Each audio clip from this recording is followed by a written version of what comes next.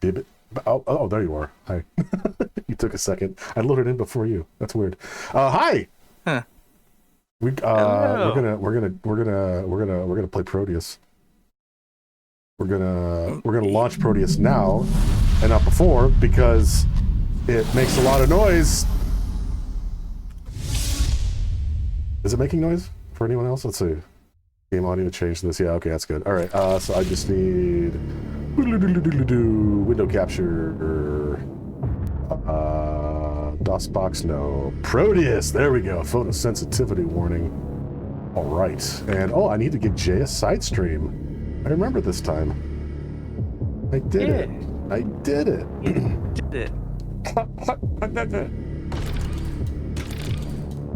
Yeah, whatever. So I don't think, let's see, what did we do? Did we actually play this on stream, multiplayer? Or did we just test it? No. We tested it and it kind of works. It's a little wonky. Yeah. I do have an older save that is not close to being complete. Unless it's this one. I could look at when you did the last one. See if it lines up. Well, I know I was farther in my original. This is, wait, what are these? Wait, 4, 30, 23, 5%? Really? 5%? You streamed on the 22nd or the 23rd. That helps. Well, shoot, this is, okay, alright, good, alright, I guess I'll just go to the 40% one. I thought I had one that was longer, but I guess, oh. Save and quit. Continue. 40%.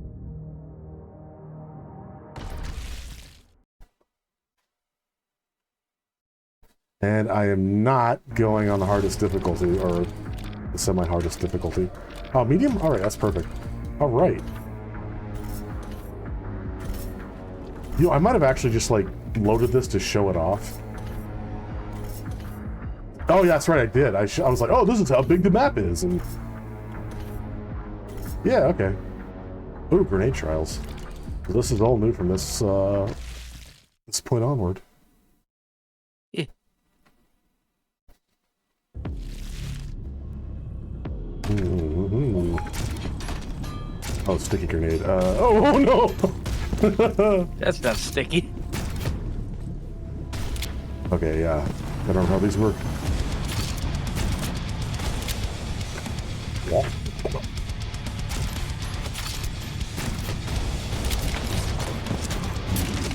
Oh, I gotta get my Proteus legs back.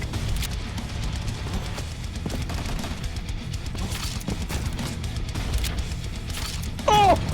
God, that scared the shit out of me. I thought I was gonna die.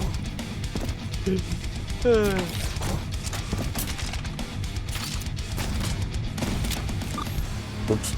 I would use this more, but it takes so damn long to reload. I'd rather use the rocket launcher. Oh.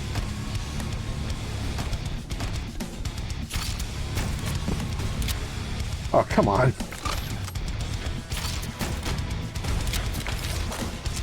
Why do I reload at stupid times?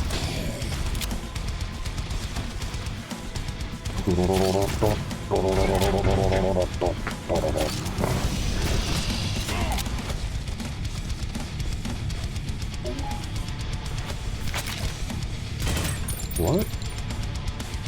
SMG? Okay.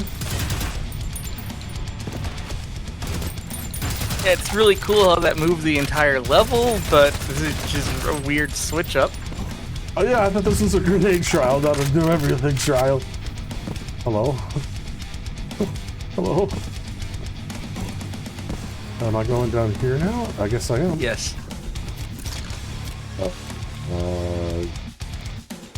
I don't know the silhouettes of any of these. That's not it.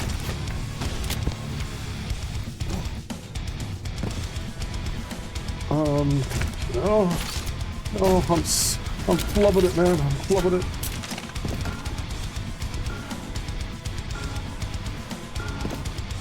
Oh, the bell is tolling for thee. What? Do I go in the... Oh! Oh, I guess I do. Okay. Yes.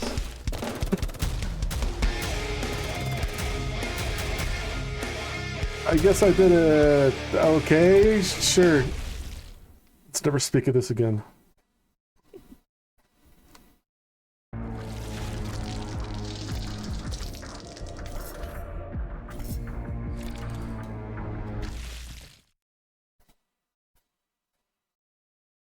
So Jay, did you happen to see my tweet last night about what I was streaming with Cooper yesterday?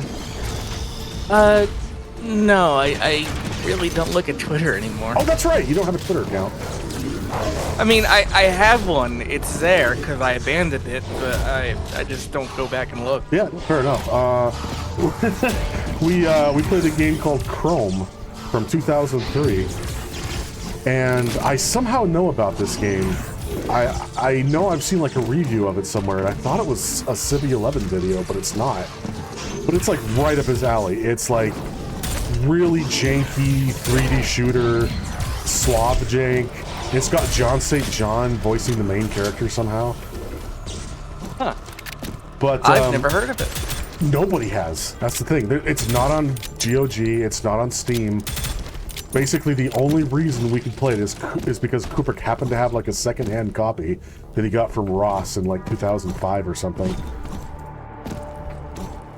And so we're playing this game, and I realize, 2003, that's 20 years. But when was it, when was it released? So I'm looking it up, and I realize, I go onto Wikipedia, and I'm like, wait a minute, September 19th, 2003. That's tomorrow. This game is literally hours away from being exactly 20 years old. And we just, like, nobody knows about this game. Nobody. Not even the people who made it, probably. And we just happened, we were probably the only people on planet Earth who were playing this game on or around its birthday. And it actually was, because it was released first in Europe. And we started at 6 p.m. that night on the day before. So it's like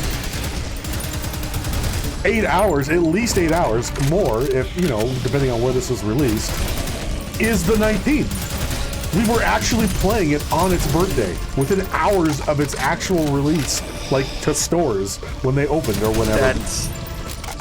That's hilarious. Yeah, like what are the fucking odds of that? That's incredible.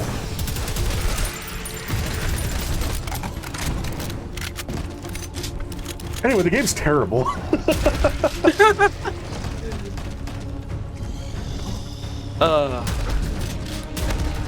I imagine it would have to be if it's one of those that, like, I found it at the bottom of the bargain bin at Ross. Yeah. The bargain clothes store. Yeah, Kubrick is always talking about how he finds games at Ross. I'm like, what Ross are you shopping at? Only ever... The Magic Ross was the computer games. Yeah, apparently. No, apparently the ones in, like, SoCal are like, oh, we sell everything, we're a bargain store, not just clothes. Or maybe they used to be more than just clothes, I don't know. The only thing I ever bought there was a pair of sweatpants, like, 2 years ago. God, I mean, the Ross stores I've been to, like, back in the 80s and 90s, like, occasionally you'd find, like, hey, look, they've got some discounted Transformers or G.I. Joe toys. Oh, yeah? I don't think I've ever seen electronics. Well, maybe it's kind of the area it's in, like how the good Goodwills always have like old computers and shit, whereas the ones I go to are just like, here's some plastic kids toys. Yeah. I've never played this level. I have no idea what I'm doing. It's like, I would love to go thrifting and make off with ancient computer stuff like LGR does, but Yeah. like, the best I'm gonna find out here is maybe 60 or 70 VCRs.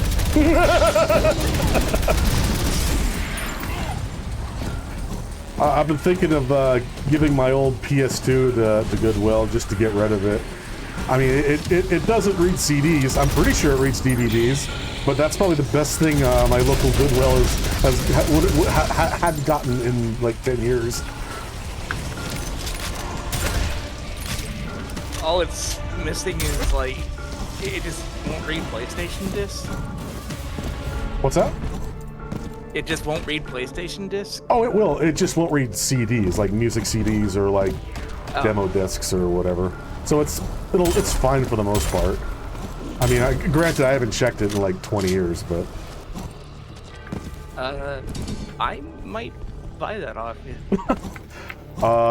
You want to pay for shipping? I'll send it to you for free.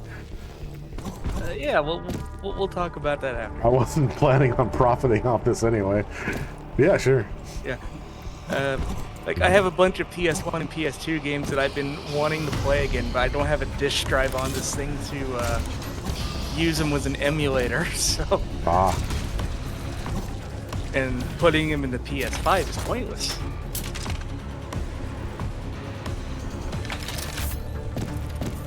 Oh yeah, I didn't get to showcase this. This is the plasma rifle. It acts pretty much how you expect a plasma rifle would. But, if you zoom in and then target something, all the shots will hone in on where you point at it. Oh, that's cool! Yeah! So if you're really good, you can just get a headshot on something with this, and then you just like run around a corner and just hit headshot after headshot. I am not paying attention at all. Okay.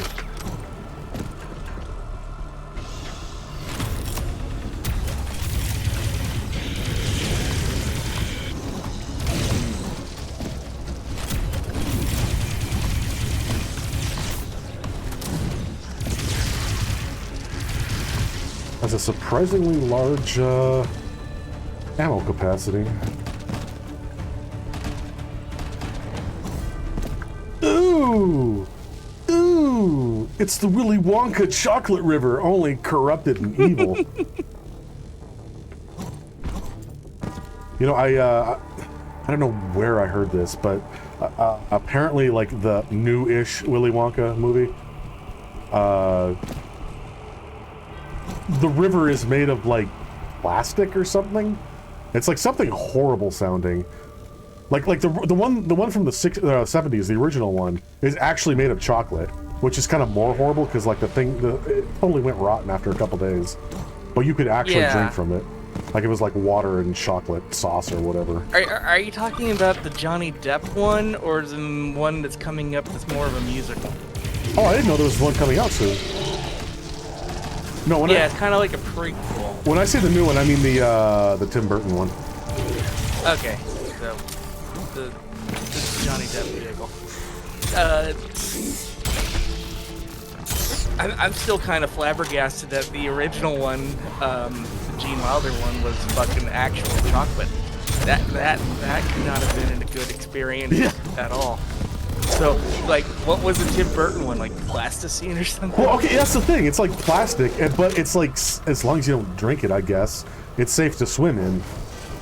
Because, I mean, aside from, like, you know, the child actor who played Augustus Gloop, they had, like, there was, like, behind-the-scenes videos of, like, cast members, or behind-the-scenes guys showcasing, like, oh, yeah, no, it's safe to swim in, so you check this out, and they're doing backstrokes in it and stuff.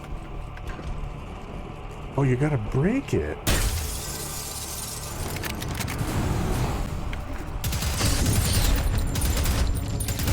You know, oh, I remember what I was looking at now. It was a review of the new Charlie and the Chocolate Factory. And it was like a defense of it.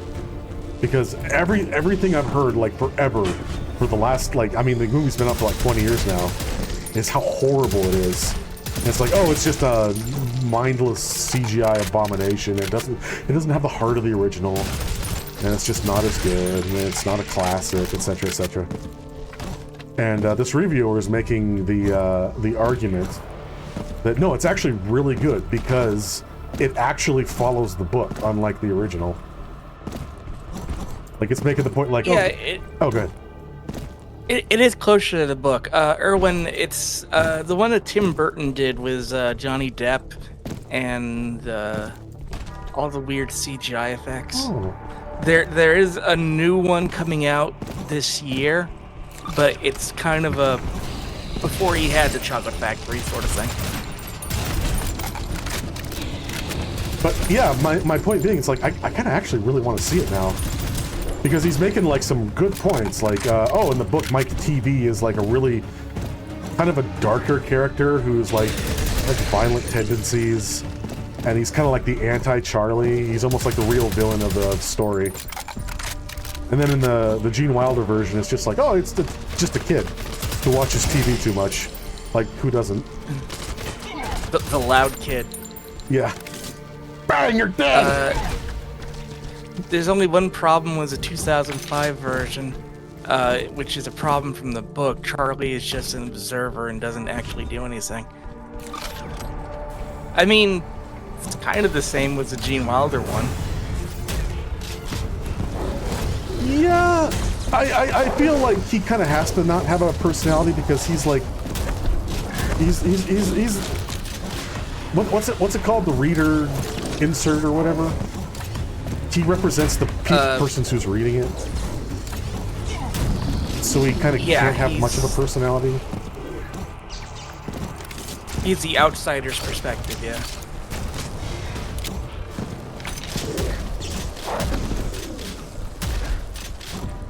But no, I kind of actually really want to see it now. I never have. It's one of those situations where it's like, my dad saw it, the Tim Burton version coming out, and he was like, no, this is terrible, no, this is horrible, because, you know, the 70s were my time, and, you know, the older version is better, and, you know, it had heart, and I hate CGI, etc., etc., etc. He kind of did that with Arby's, too. He got me away from eating Arby's for, like, my entire life, and I actually tried it. It's like, oh, it's actually good. Yeah, I never understood, like, the universal joke that is dunking on Arby's, when Arby's is honestly pretty decent grub. Wow, the film caught fire at the drive-in when you watched it. That's awesome! Saw a fireball appear on the screen as Violet took the gum. Oh, the timing. She just burst into flame. No, don't eat it. It's still under testing. Boom. That's our new atomic fireball. Don't eat it.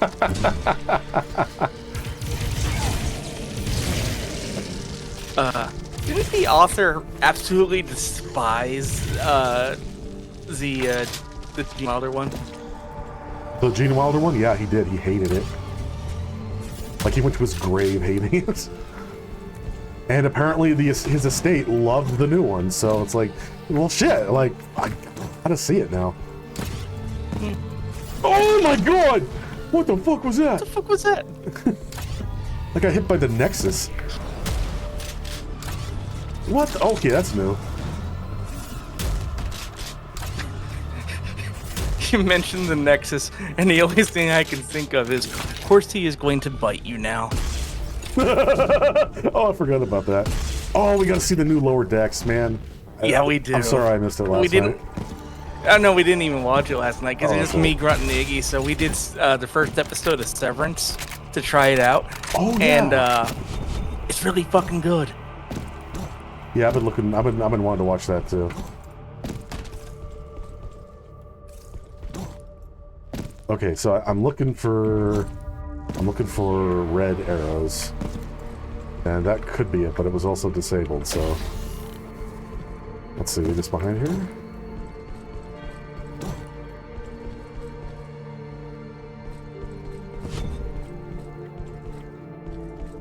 You know, that's only oh, what? I was gonna say, maybe it's actually pointing down, like... through the floor, down a level. Possibly, but well, oh, maybe I should look up. Oh, you know, Erwin, I've never had a film break on me or burn on me or whatever, but the worst thing that's ever happened to me in the theater is I was seeing The Incredibles, the first one, in like '03 or whatever came out. And you gotta understand, I was looking forward to this for years. Like, I remember back in like '99, me and my mom were getting our car serviced, and I was just like waiting in the waiting room, like reading some entertainment magazine, and it's talking about, oh yeah, the Phantom Menace is coming out soon, and oh, let's see, oh yeah, Pixar is gonna make a hero movie. And I'm like, oh my god, holy shit, that sounds so fucking cool. Oh my god, that's amazing. So, like, it took me like 4 years of waiting to finally see this movie. I'm so fucking hyped. We get in there, and we get through like the first 20 minutes, like long enough for like the plot to actually start, and the power goes out. And oh no, for some reason, I mean, it came back on like a few minutes later, but for some reason the theater's like, we can't restart. We'd have to like start from all the way from the beginning, and that would put our schedule off. We're sorry, you're just gonna have to get like a rain check. And I was like, no.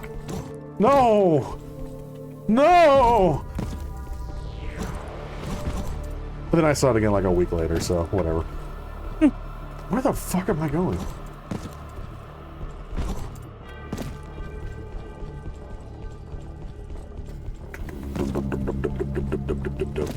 Okay, so, alright, so let's think about what is this actually active? Oh my god, I thought red meant like it wasn't working. That's what it means in human land, but wherever this is, red is go. Or in Stroctopia. A little bit. Oh. Also, why does Quake 2 keep getting remade? Does it? Well, like Quake 2 came out, and it was pretty good. Story wasn't the best, multiplayer was pretty damn good. And then, like, we get ray tracing technology. What's the first thing we do with it? Quake 2. Oh, I see what you mean. And then we get even better ray tracing technology. What's the first thing we do with it? We remake Quake 2 again. That's actually a really good point. Why not Quake 3 Arena? That's the one everyone still remembers more or less to this day. Yeah.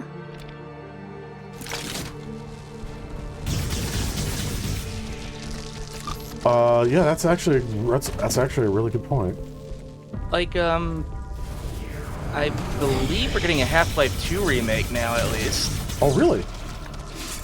Yeah, with the recent changes to RTX, they're doing a redo of Half-Life 2. Well, that's cool.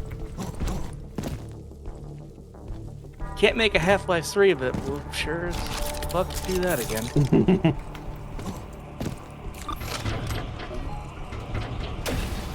What is Source 2 still the most recent version? I honestly couldn't tell you. I have to assume yes, because to say no would imply that Valve did work. Yeah, I just don't know how old Source 2 is at this point. Let's find out. The newest thing I know is the new Counter-Strike. Just Counter-Strike 2, isn't it? Of course, it wouldn't be 3. Counter-Strike Global Offensive. No, there's a newer version that's like either just come out or going to come out soon. Oh no, it hasn't. As of September, that one hasn't come out yet. Okay, so I just saw some like previews of like technology and stuff. It looks pretty good. Yeah, that's Source 2. Oh, okay. The things using Source 2 right now are Dota 2, the Dota card game Artifact, Half-Life Alyx, Aperture Aperture Labs' Desk Job, and Dota Underlords, and Steam VR home environment.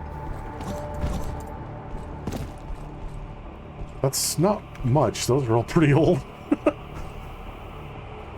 Yeah, so it's been at least Source 2 was first made public was the Dota 2 workshop tools in August of 2014, and then formally announced by Valve in March of 2015. So it's a 6-year-old engine. Wow.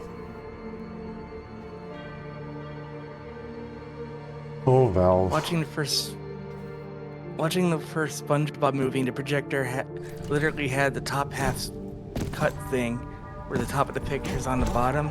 Since the last time the movie theater was using the film projector for moving to digital. God. I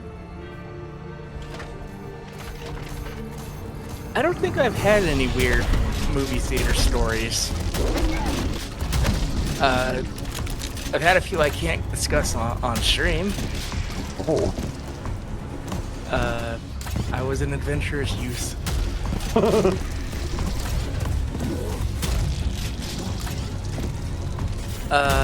There was one time we were watching Advent Children, or Final Fantasy VII Advent Children at a friend's house on their computer, and right before something really, really cool was supposed to happen, their PSU exploded violently. Oh no! Literally? So there was this loud bang and then magic smoke. Holy shit. Yeah. So, real life jump scare. There you go.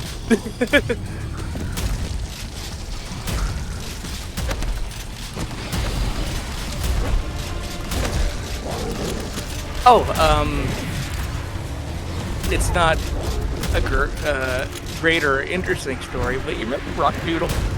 Yes. Yeah. It's not a great movie. When I saw it in theaters, it was just me and Mom and nobody else. An empty theater? Completely empty theater.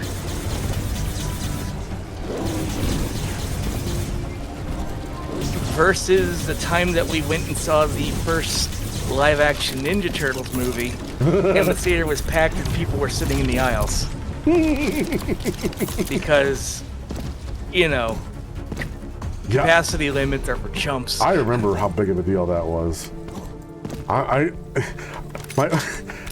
was too young to remember this, but we were at another movie where Teenage Mutant Ninja Turtles was a preview, and apparently I lost my shit. I don't even know if I was allowed to watch the cartoon, but I knew enough of it that I just I was screaming. I heard that story later on.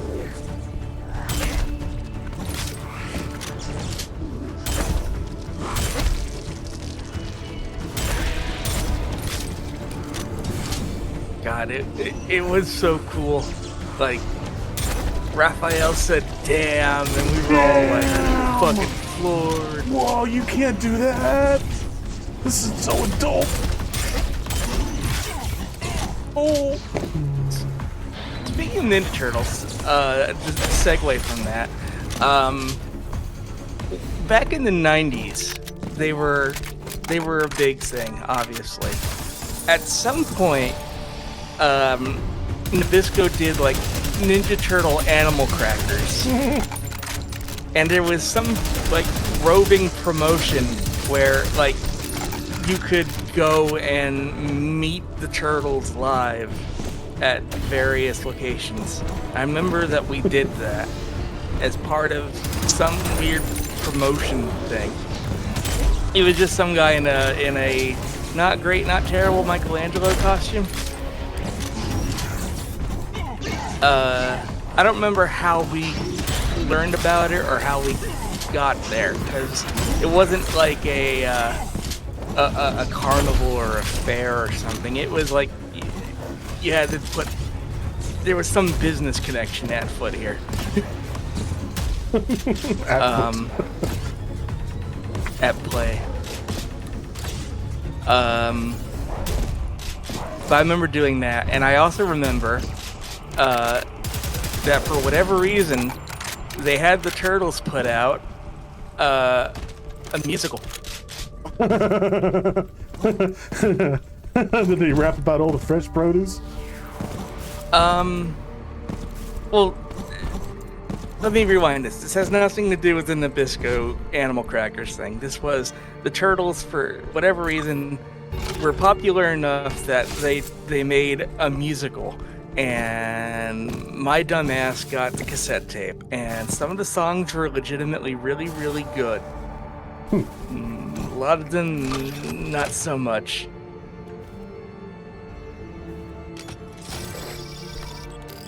I think it was the Coming Out of Their Shells tour.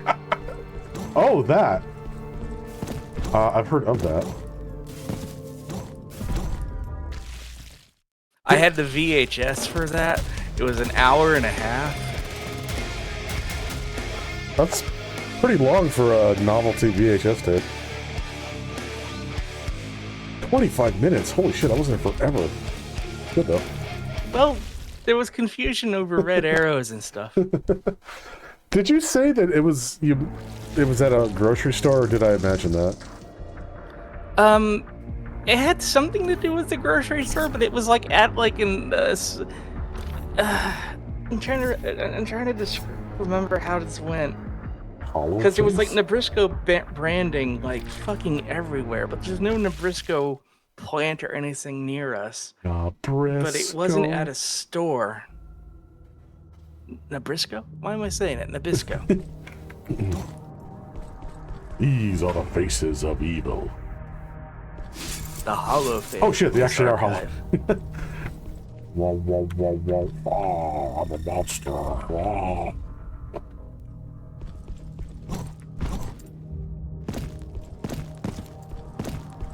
Okay, so these must be the backers.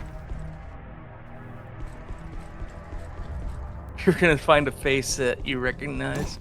Like It's like my face, like, oh my god, this hole is made for me. Is that voxels?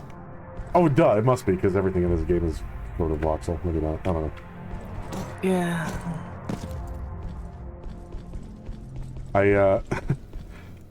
I kind of latched on to you saying mascot in a grocery store, because it uncovered a very, very deep memory in me. Okay.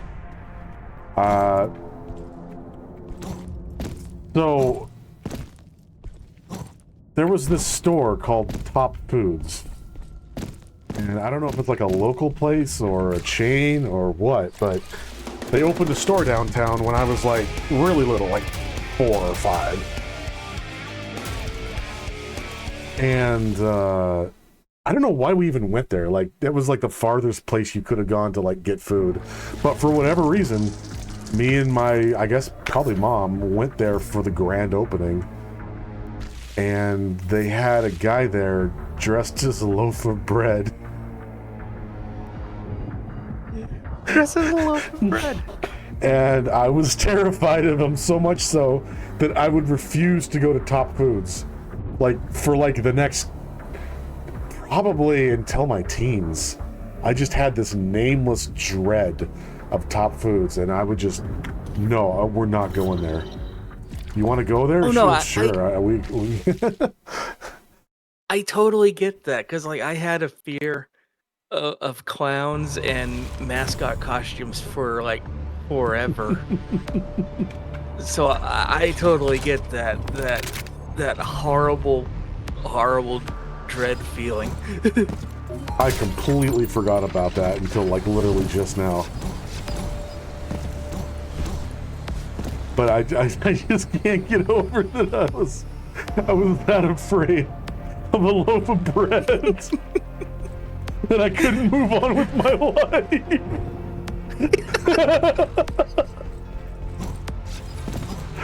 Oh, hey, cool. Please tell me that it was like named Lofi or something. I don't know. Like, I don't know.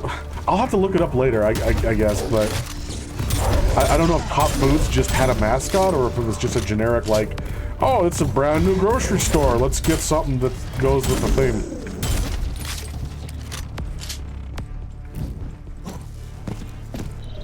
But actually, come to think of it, there was a lot of places that I refused to go to for my entire childhood because I had a bad experience as you know, as a little one.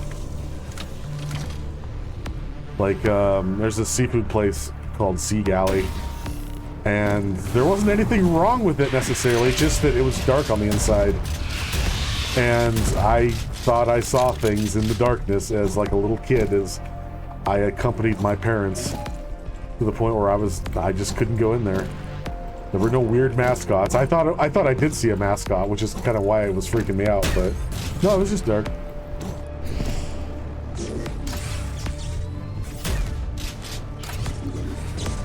It was just... What was the grocery store called? I think it was Top Foods.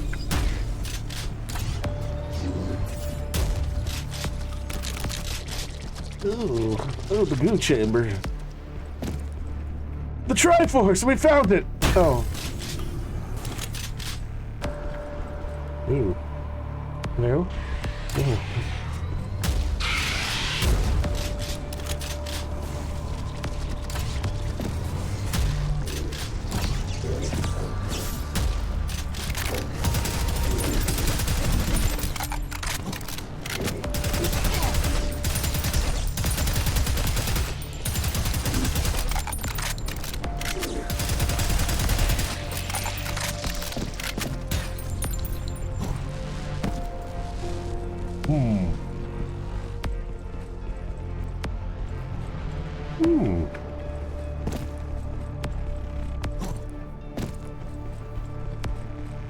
Like, a Google search for bread mascot is just, like, 1,000 variations on Badgie, but as bread. That's basically what it was.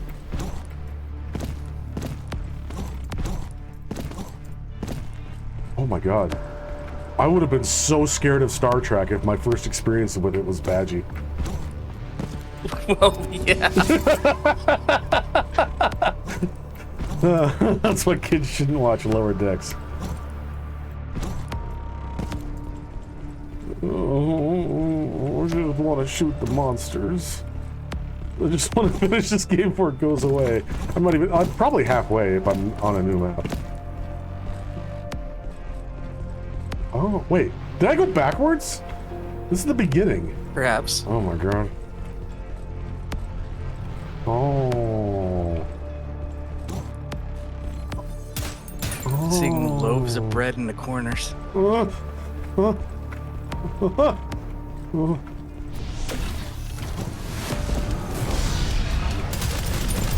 trying to come up with menacing bread puns, I just can't.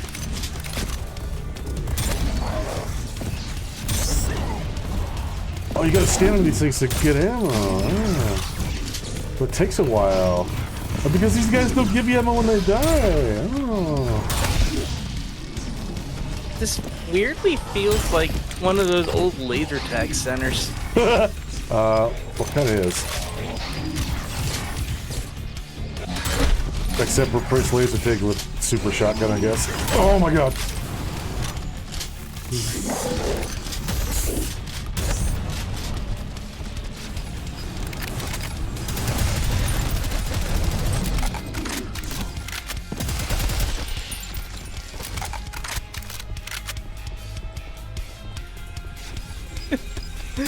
Oh Christ! I just realized I'm old enough that there are people out there who have never played laser tag because it doesn't exist within their lifespan. So like, I can regale people like, back in my day we played laser tag, and that just like in their mind it has to be like the Crossfire commercial.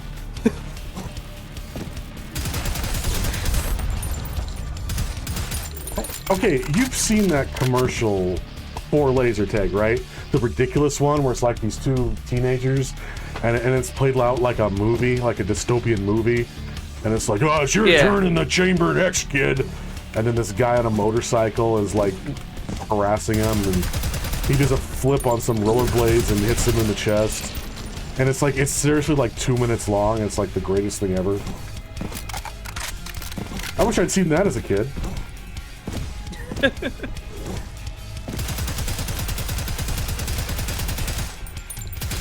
Actually, I didn't even know about laser tag until I was an adult.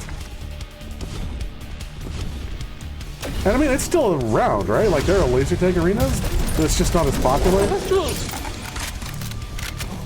I mean, I know they were, like, attached to malls, rarely, at least out here. I know there was, I mean, it's not recent, it's been gone for a while, I'm sure. But there was, like, a dedicated building in town, and I think a place opened recently. There was, like, a combination, like, arcade / laser tag area. So I think they exist.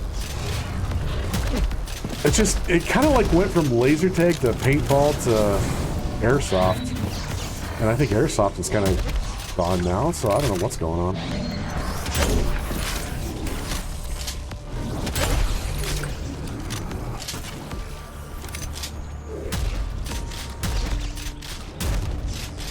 Yeah. I grew up in the Disney area, so like on the road leading to Disney, which extended for forever in every direction. There's a bunch of smaller tourist traps like Ripley's Believe It or Not. Oh yeah. And then more local fare like the Mystery Funhouse, which was it was a legitimate funhouse, like the Hall of Mirrors and the scary Egyptian room and all that shit. And then there was an attached arcade and laser tag arena, and we took a school field trip to do the whole damn thing. That's funny, because I remember the first time we went to Disneyland, we basically went to the same places. We went to like Ripley's Believe It or Not, a weird museum, and then like medieval times. It's funny, they got the same things on both coasts. You have a good night, everyone. Oh, take care, dude. We'll catch you later. Thanks for dropping by.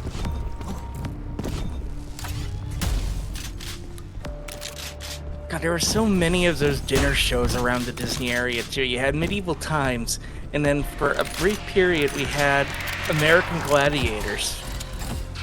Really? Yeah. That was a place you could go? Like, have dinner yeah, and watch a show? like... I didn't know that. Yeah, I don't think it was like... I don't think they televised any shows from there. And I don't think they had the quote-unquote actual gladiators. But it was, yeah, it was just like watching a live episode of it while you have dinner. That's wild.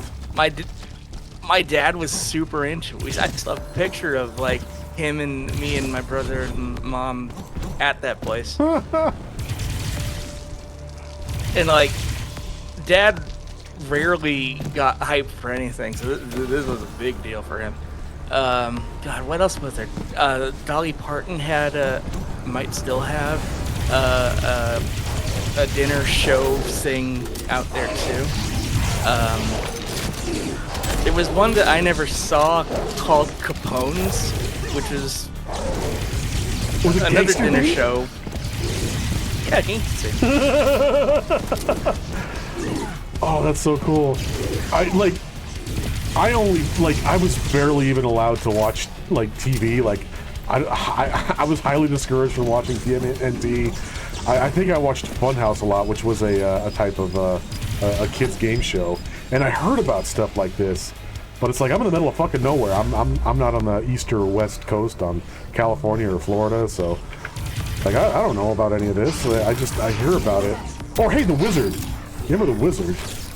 Like, I don't even know if that anything like that was ever real, but like you wanna go to it so bad. You wanna play Super Mario Brothers 3 and show those other idiots how it's done. Oh God, yeah. I wanted that to be real so badly. And now it is, and it's like nothing any of us would have anticipated. Yeah, and to be honest, it's boring as fuck to watch. It's still fascinating to me that, like, and there's different, like, it's not just, there's so many. There's like the esports, like Dota shit. There's the StarCraft shit. There's the speedrunning shit. Like, there's so many now. It's such a weird thing to think about. I love watching the speedrunning stuff because I feel like that's some really incredible skill and talent and shit. I just don't really get into normal esports. Like, I'm not gonna sit there and watch like people play Counter-Strike. I'd rather play Counter-Strike. You know, back in 1.6 with some curated servers that kicked out the morons. There was a very, very brief period in my life where I was watching Dota 2 matches. And I don't know why. Like it's just like, oh, there's a notification on Steam. Hey, the International is on. You know, you can watch Dota 2 matches right inside the game. And hey, Dota 2 is free. You can just, you know, do that or watch it on your browser or whatever. And I'm like, okay. I know literally nothing about Dota 2. I've played like one match. I know you're supposed to get the guys to the other side and destroy the thing, but that's all I know. But it's like, oh, they actually kind of make it kind of exciting with the commentators, and they explain things, and I don't know, it's kind of fun. Like, I'm not really into it, but occasionally I'll be like, oh yeah, I used to watch this. Maybe I should, you know, watch a match or two. That's not a rocket launcher! That is definitely not a rocket launcher. I'll take that back, actually. With Star Citizen, a major community has formed around racing. Oh, you were showing me that. And I started to get into that because, like, the game's still in alpha and still being built and all that. But the way they use the in-game tools to like capture all the footage and times and whatnot. Before all of that was naturally implemented into the game because the developers realized this was a big thing and maybe we should support it. You know, before it was just kind of like I'm watching it for the art of watching it, but now that it's like actually embedded into the game, I'm just fucking enjoying it. Yeah, even if you don't really like, I mean, you probably understand the game fairly well, but just, I mean, it's racing. There's not much to it other than going fast, I guess, and like knowing the course. But it is kind of cool, like watching something that you really don't know that well, and being like, oh, okay, well, I kind of understand it now, and I can see how, you know, they're playing it and doing it, I guess. I don't know. Yeah, it was like, I know nothing about Australian rules football. It is the most confusing thing ever. But like, everyone was talking about this big game of Japan versus some other country that wasn't Japan, and having absolutely no idea what the hell was going on, I was still pumped because it was just crazy. Yeah, it's like rugby, isn't it? I don't know how rugby works. Rugby is kind of like football, which is kind of like Australian football, which is kind of like rugby. I know there's like a rule that like you have 8 seconds to do something with the ball. Look at it lovingly. Well, beyond that. Like, if you're in possession of the ball for over 8 seconds, that's bad. Oh, so I don't know what passing? kind of bad. Okay. Yeah, the ball has to basically remain in motion. And like, I don't know what counts as a down, if there is a down, because like, they were just piling on each other Looney Tunes style. And then like the ball would get away, and then some guy would like get out of the pile of human and grab it and just keep going, and I'm like, that'll okay.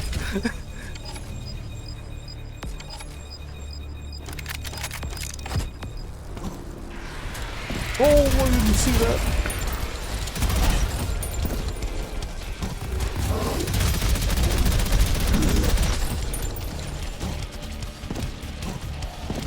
I like blueberries, but not this much.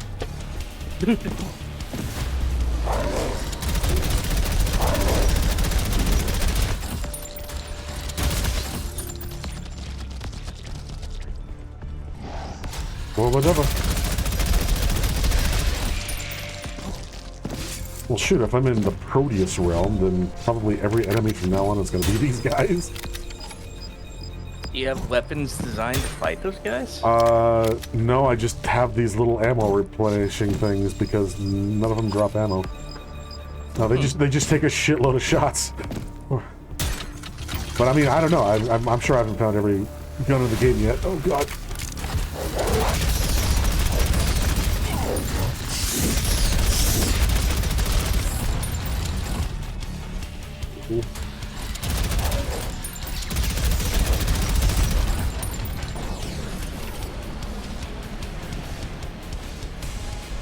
I am so confused by that thing moving.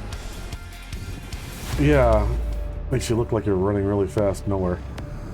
Oh, you again? No, no, no, you don't get to live.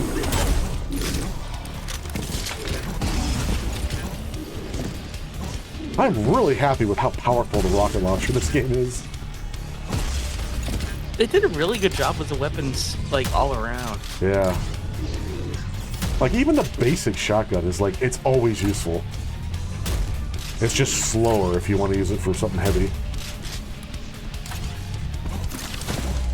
Okay, so that's both sides. Oh, hi.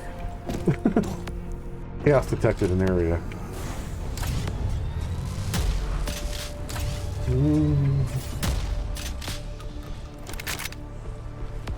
Getting low, getting low. Hello? Where'd they go? Did I kill them? What happened?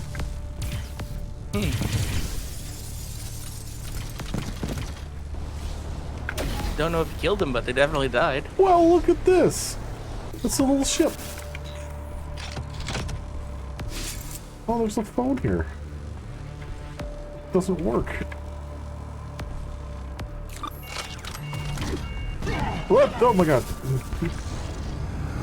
Theoretically. Oh, hey guys, I missed you.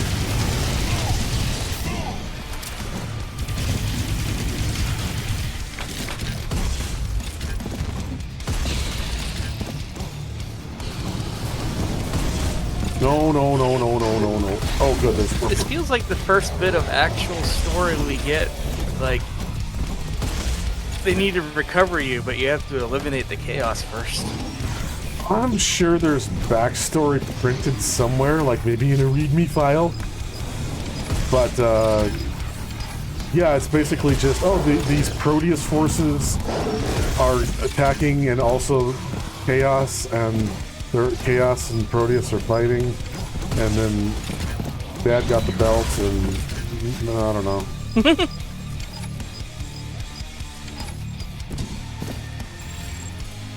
That's not nearly all the kills. Let's go somewhere.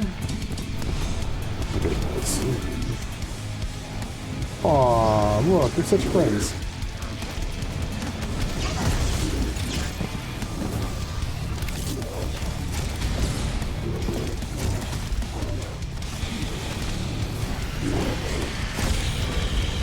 I guess the question is, would they eventually actually kill each other if you, like, hit the corner? Oh, probably. I mean, if you're making a Doom clone, they gotta have monster infighting. I know they...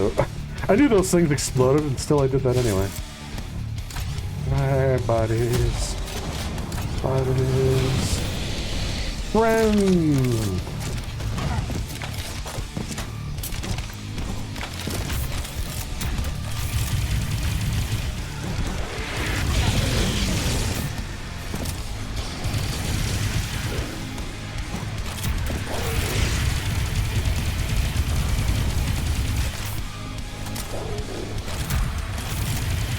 Oops. Oh god!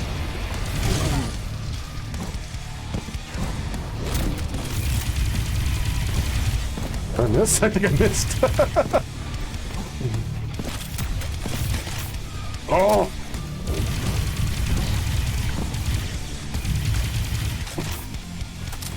Oh, an Nexus point. That would have been nice to know.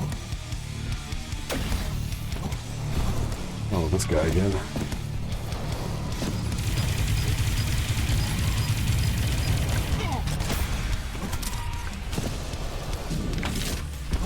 That's like a worse archvile. Yeah! At least I can dodge his shots. Oh, I did it. Oh. But I want to stay in here. It's safe. Hey, the phone works. The pod will not open. I'm most likely stuck under some fallen rocks. I've been trying to activate the beacon, but the signal isn't getting through. The scraping sounds are back. I don't think I'm alone. And then he exploded.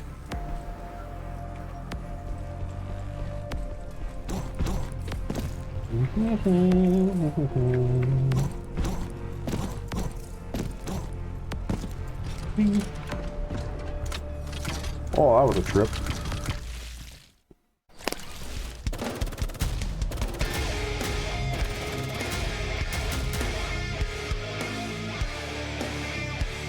% kills, cool. 22 minutes. Wow, these are getting really long. Yeah, it seems like it. I kind of miss the days when I was just running and gunning, but it is nice to have some variety. That's cool. Powerful seismic device of Protean origins that manipulates the ground with large energy surges.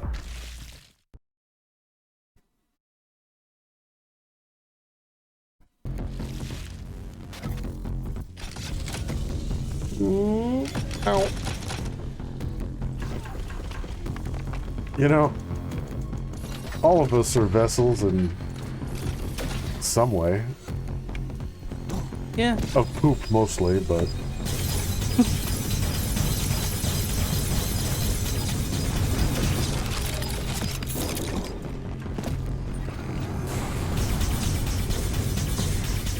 They might actually be weak to this since it's a chaos weapon. I haven't tested it until now. Oh.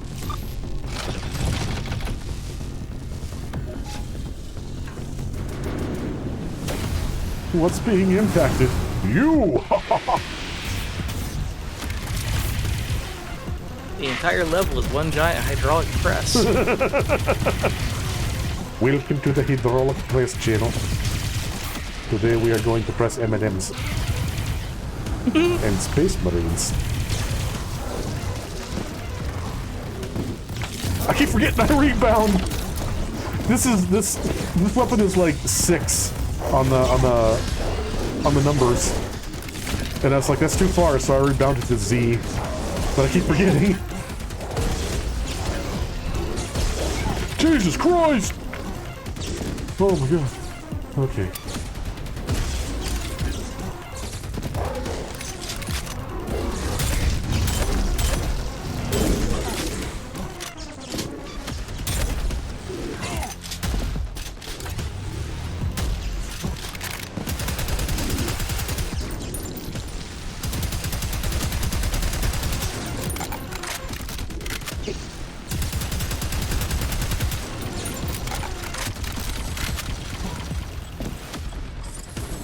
Oh, cool.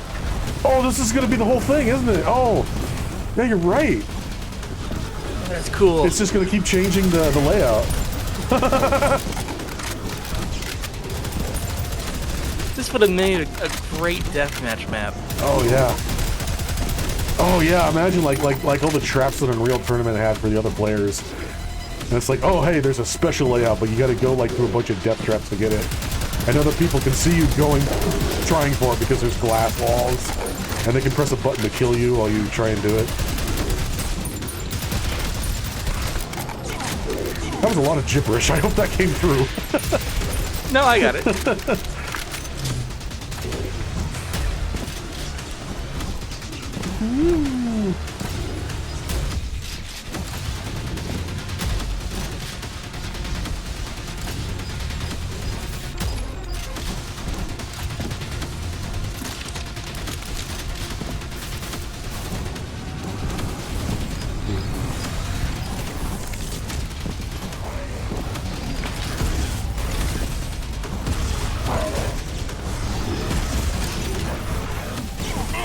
Oh man, I'm dead.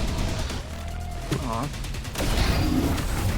Yeah, this game. Okay, wow. Yeah, we were playing last time on either hard or super hard. This is medium. This game does not stop. It doesn't fuck around after a while.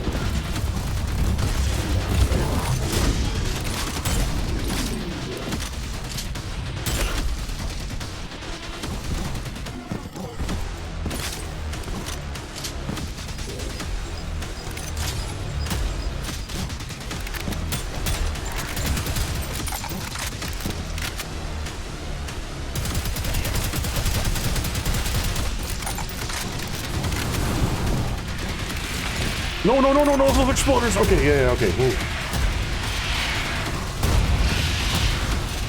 Jesus Christ.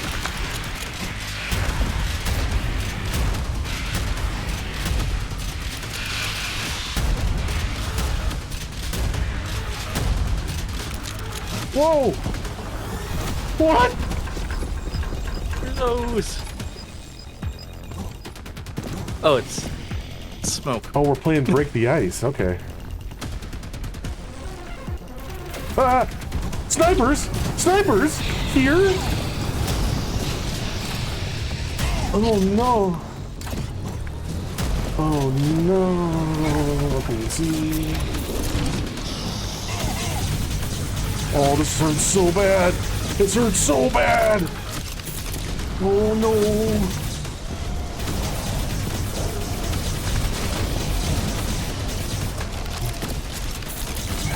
Oh, you! No, not you! No, not you! No!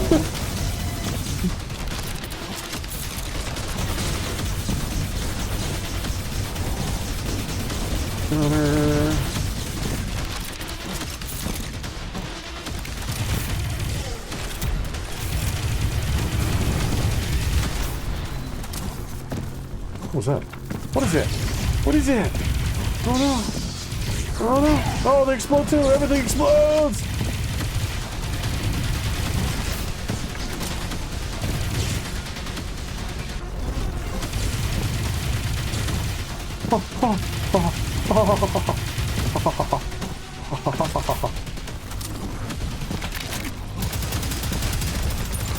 Oh no, it's one of those. Oh, oh, we're in Prodeus mode now. Okay. Oh. Okay.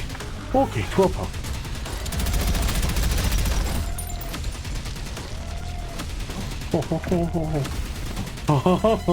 Alright, I gotta get all the help. All the health, all the ore. All the ammo.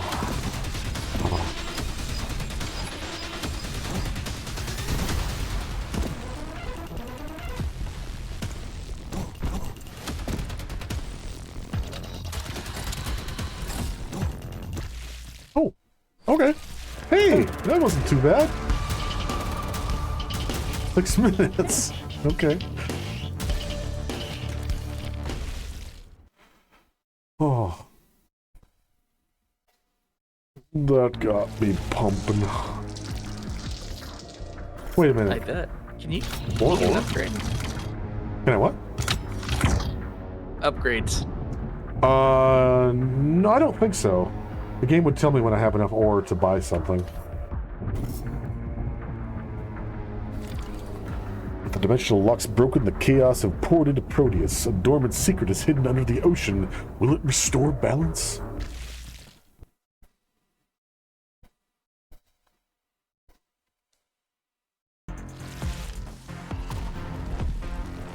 Oh, I've got trench That's foot already. different. Yeah.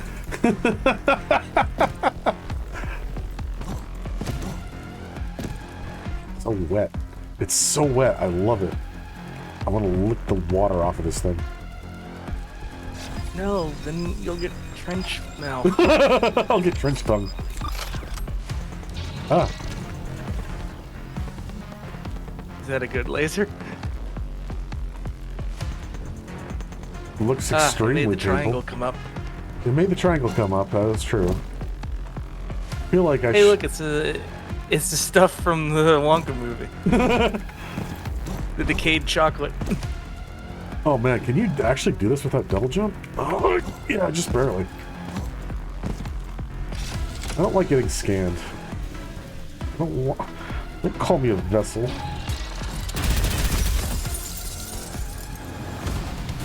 Okay.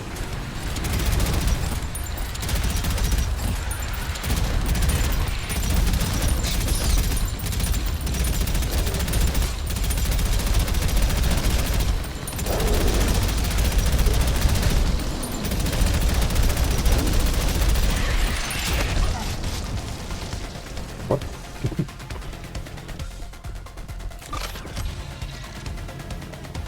Oh. Oh.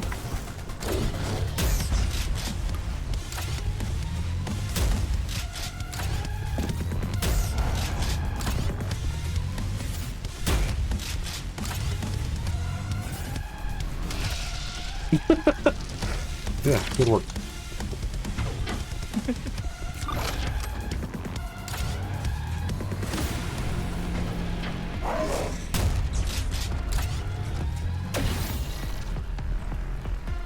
Oh.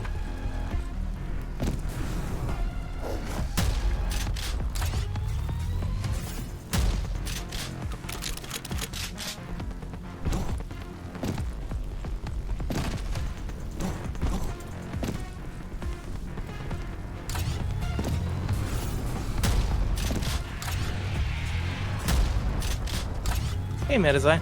Metazine. The title is, it's leaving Game Pass at the end of the month, so we gotta finish it.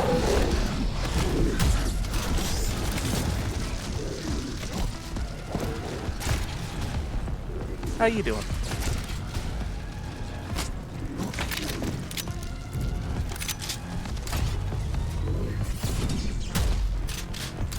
Yeah, exactly. Yeah, I was looking around on Game Pass, and there's not much there, really. I think they just kind of like, oh, hey, here's Starfield. Here's Lies of P, or whatever popular game is coming out. And then Yeah, it's like, the new Souls-like. yeah, and then they'll just kind of like have a few other things and just take them away. Granted, Prodeus has been on here for a few years, but... Oh, am I gonna get squished? Oh, I don't want to get squished. Well, I mean, they are getting City Skylines too. Oh, are they? When that launches. Yeah. God damn it. I wonder how well games on Game Pass play with mods.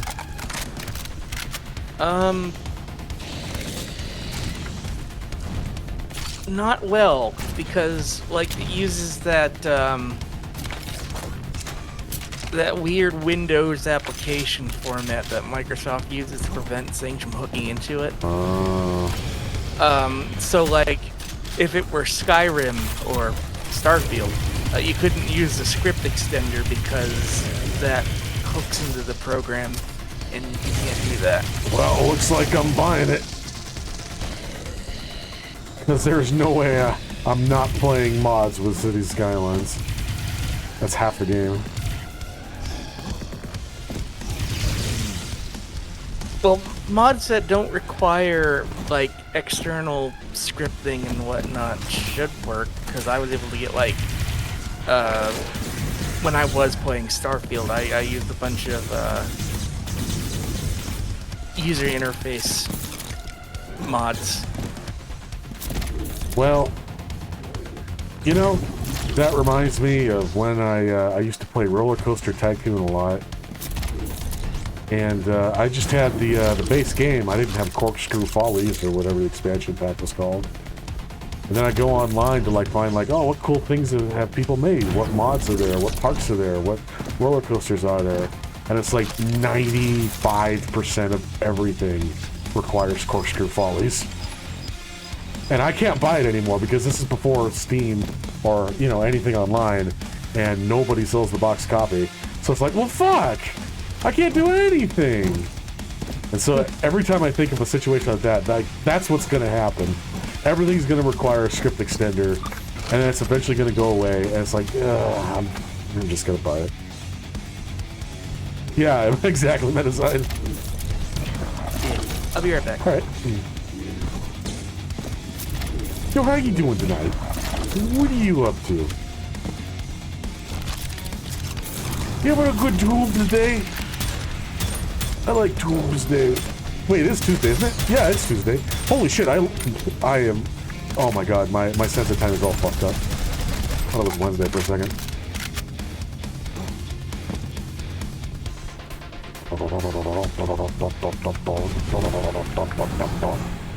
Oh, little buddies. Little exploders.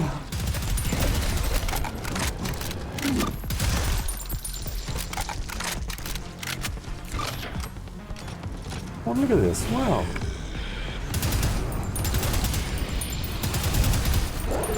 Oh, we got gunners. We got gunners. Where are they?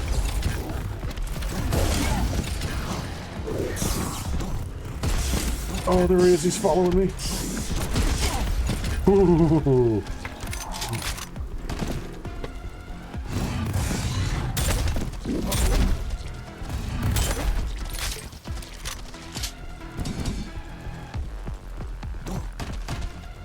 Oh, okay.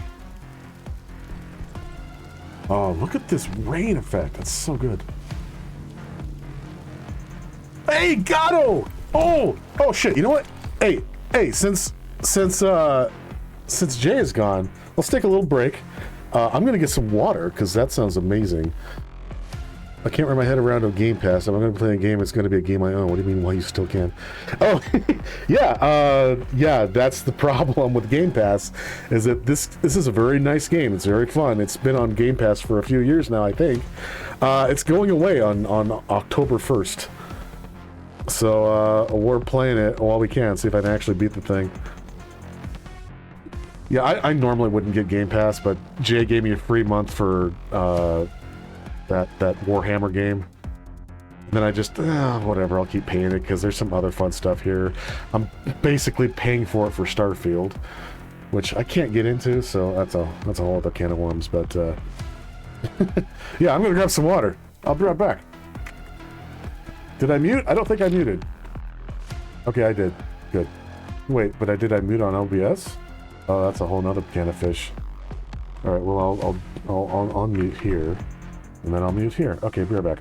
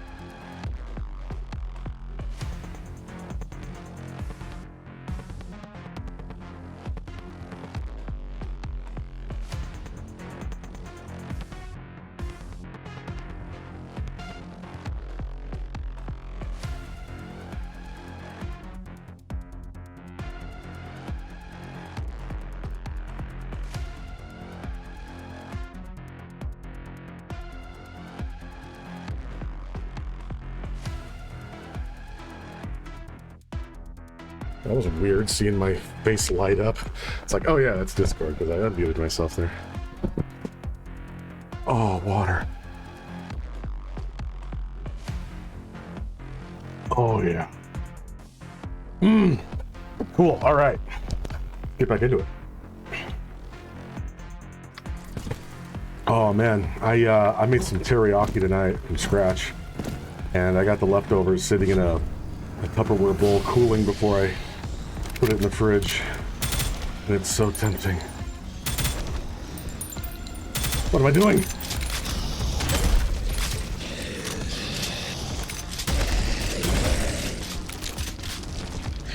I gotta reload this or I'm gonna forget. No, okay, I already did. Ooh, what are we doing?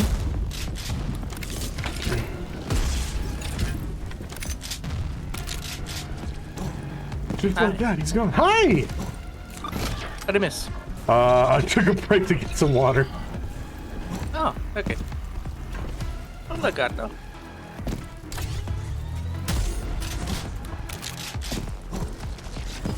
Ooh. Thank you. Infinite rockets. How are you doing? What the fuck was that? What's going on? Ow! What happened? Where's that coming from? What the? Oh. The diamond is shooting you. I think it's another one of those biblically accurate angel guys. Oh, Bass Pro Shops. Yeah.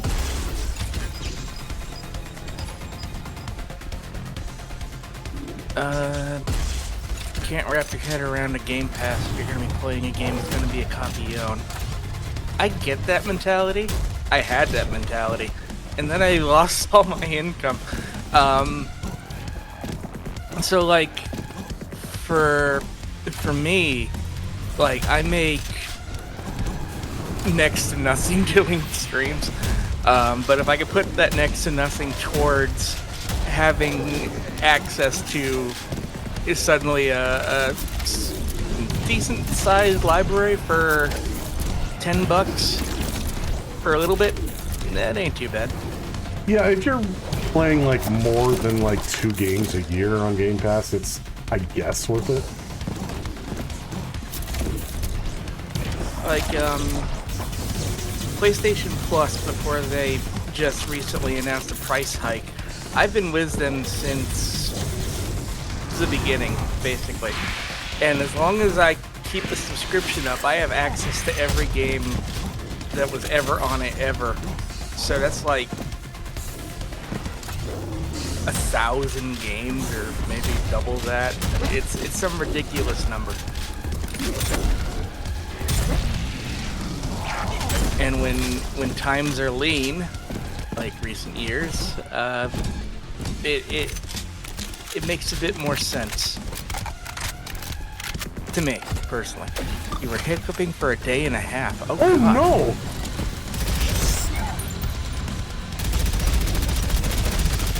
Did you do the look at a lamp in your mind trick?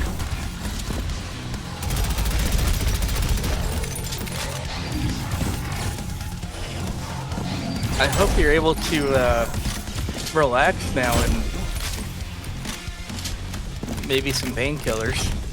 That sounds like hell. Yeah. This game Prodeus is leaving me, but yeah.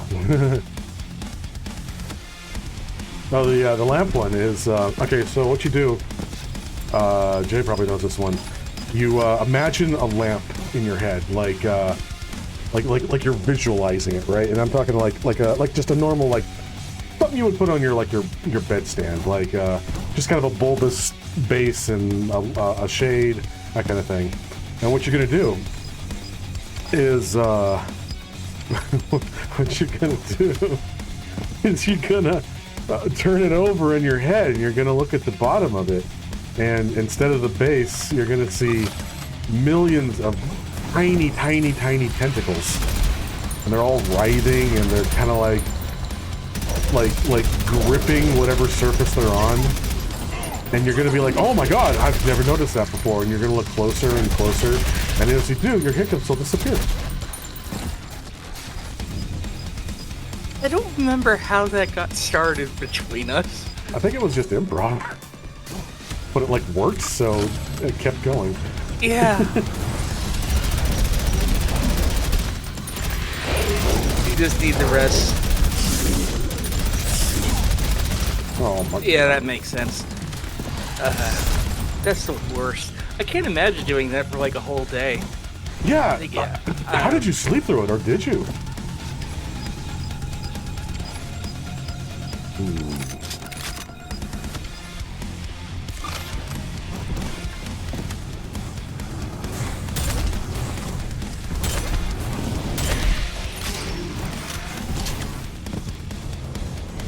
Is that what they are, Mega? Like some sort of nervous misfire?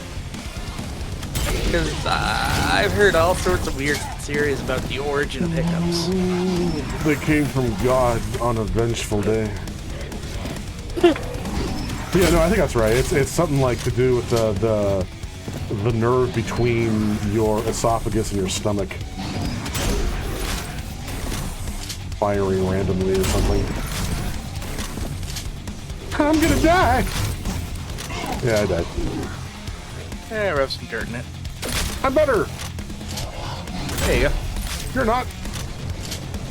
Wait, there's another one. Oh, you're just invisible. Okay.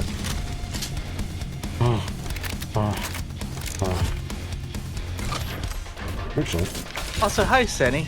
Senny. Hopefully, the calming voice is not overwhelmed by the sound of death and destruction and hard rock. Voice. The longest cape the hiccup recorded was like over 30 years, so yeah, you can sleep through hiccuping. Is that the guy who got like attacked by one of his pigs on a farm and then started hiccuping and couldn't stop? I wonder if you'd like actually get used to that after a while. I mean, you must, right? Otherwise you'd literally like go insane.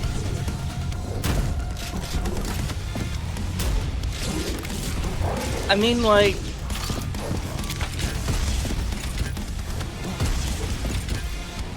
you imagine like a ringing in the ear going on for the rest of your life.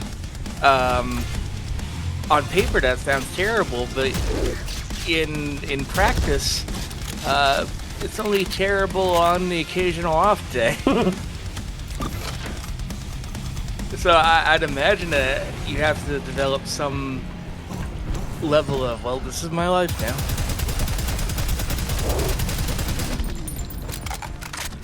I've got a pretty bad like ear blockage from earwax that I basically I really need to go to like an urgent care and just get it taken care of. But I've kind of gotten used to it, so it's like, Yeah, but it's so much better when it gets unblocked. yeah. Especially if they use like the giant syringe of water and just kind of like, yeah, they like just push it as hard as they can and then just pull it back and then like instant clear. It's the best. It must be pretty bad because I've used Murine and it's like, well, that didn't really work. It just kind of made it worse. And then I tried hydrogen peroxide and same issue. Oh, two of them? There's two of them! Guys, there's two of them. I got one rocket left. Let's spread it between them. I don't think it worked. So this is the part of the game where they just start throwing barons of hell at you, like left, right, and center. Yeah, these used to be bosses. I've bought like 10 of them this level. I am out of everything. Okay, I still got plasma. Oh, isn't that a reload panel right there? So it is. Oh, and everyone's trying to kill me! Oh my god, another one! Another one! Oh! You just unload hot plasma to its face! It's probably strong to this because it's the same color, but I don't, whatever. Oh my god.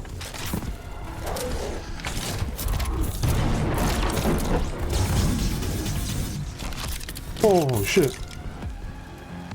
Alcohol, huh? You're in your ear, really? Huh. Like what? Isopropyl alcohol? Well, I'll have to look that up and try it, I guess. All hydrogen peroxide and Murine seems to do is turn it into a liquid, and then make it a liquid that like blocks my ear canal completely until I break it with a Q-tip. Tesla reactor. Hey, we're in Red Alert 2. Which reminds me, this whole architecture. You ever play Supreme Commander? Yes. Yeah, this is like the Cybrex faction. They're all red and like pointy and lasery. Yeah. Yeah. Man, it's been forever. That's the only reason I played the Cybrex, because I like lasers. D.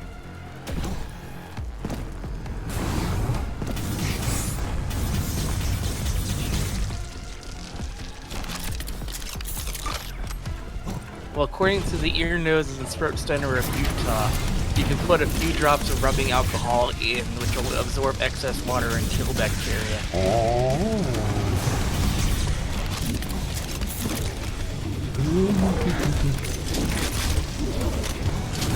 Oh my god! There's so much! They're all fighting though, so maybe that's a good thing.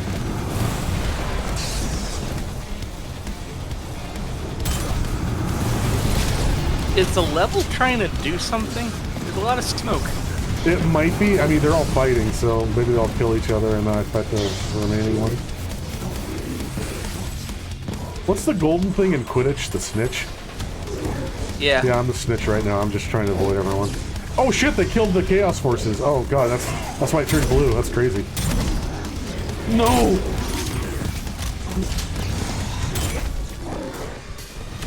Okay, alright, I gotta hit it with all 4 barrels. Come on, come on, come on. Alright, then do it again. There you go.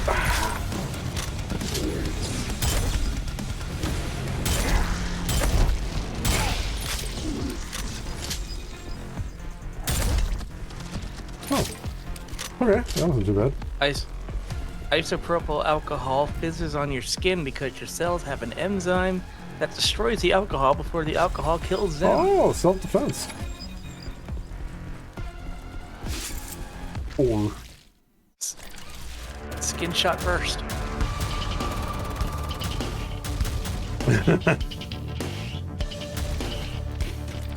oh, and every level in this game is so good, except for the trials. Hey, dash boost available. Dash. Yeah. Is that a store? I don't know. Is that a store? Space station.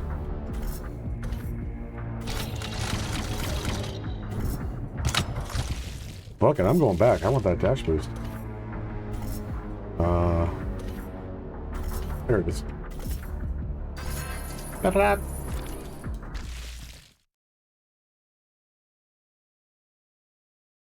Isn't that the same reason, like, hydrogen peroxide fizzes in your mouth or in your ear or whatever? Because it's, well, maybe that's just a chemical reaction. I don't know. Welcome! I don't think I've ever put hydrogen peroxide in my mouth. You know, I don't think I have either, but I know it fizzes. It's, yeah, it fizzes when it, like, interacts with blood, too. Like, if you put it on a wound. Yeah. Mam month. What month is it? It's Mam month. It's no longer skunk timber, it is Mam month. What's this? Oh, I already bought that, okay. Yeah, you were here for a dash. I don't know what tier 3 means. But I could buy a bandolier, if I could. And I got the dash boost, jump boots, I mean the double jump. Are you sure?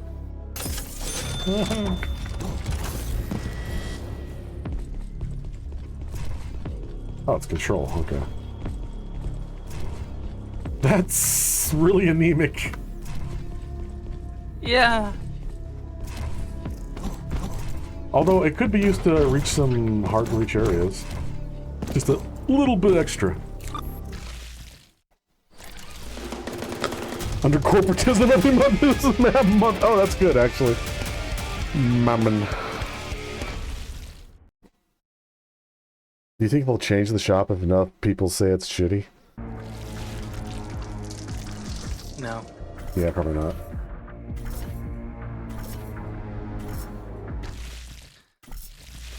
That was so matter of fact. Space station! Here? On the ground? After repelling the forces of chaos on the planet's surface, a new threat is detected in orbit. A space station capable of freezing the entire planet. Warning, high-energy impact is imminent. Did the enemy move a space station into orbit, meaning that it wasn't really a station, it was a ship? Well, I mean, I'm on the surface right now. It's raining. So maybe I teleport up there, but I don't know where we are. I thought we were... Danger, impact. Oh. Okay. I mean, I don't know what's going on. Well, yeah, first you have to create a static warp shell around the space station, and then you can move it. Learn that on DS9.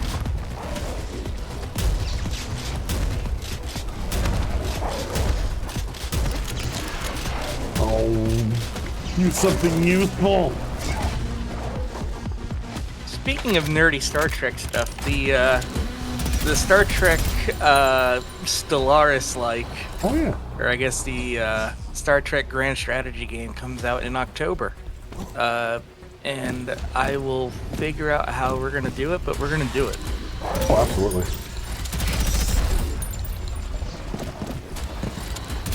Yeah, the Star Trek mod for Stellaris that I played a couple years back, to this day, that's still the best time I've had with Stellaris.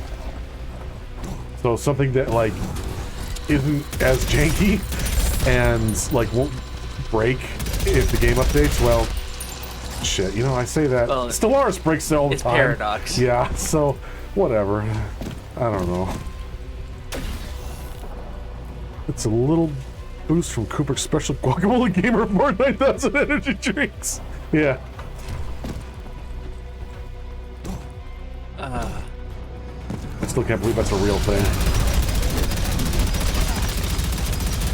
I could just stand here and fire forever!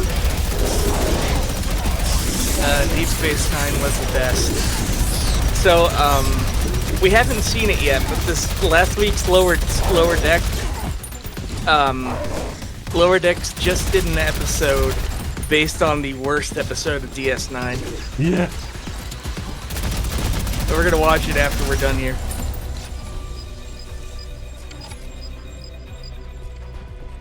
Oh god, what was Dr. Captain Frigimomili? Dr. Captain Friglimo. Friglimoo, that was it. Yeah, I can't believe he only got 2 scenes. Yeah, I like how your initial reaction was, oh no, she's hot. Yeah. The captain is a bird lady, sort of. Wait, I have conflicting feelings.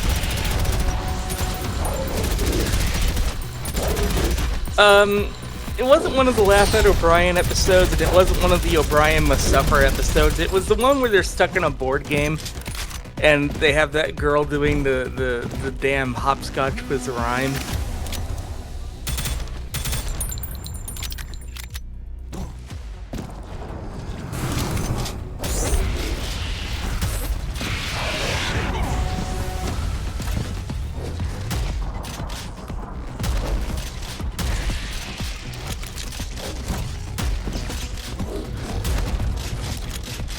And me. Yes, that was it. Move along home. Apparently, like, Rutherford really gets into the game and then, like, starts trying to speed run. I haven't seen it yet, but it just sounds amazing. Especially after that Voyager pastiche episode. Yeah. Just realized I completely misunderstood what you said. I thought we were talking about the episode before that.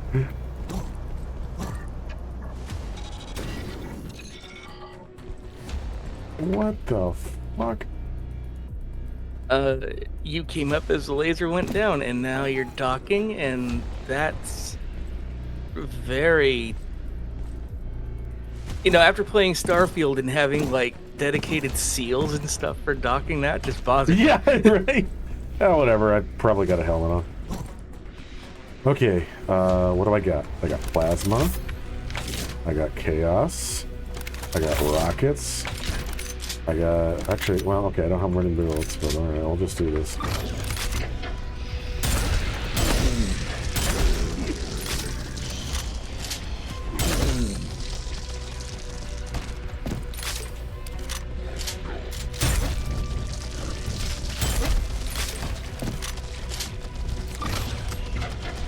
Why were you talking about that episode like a week or two ago? Like, what brought that up?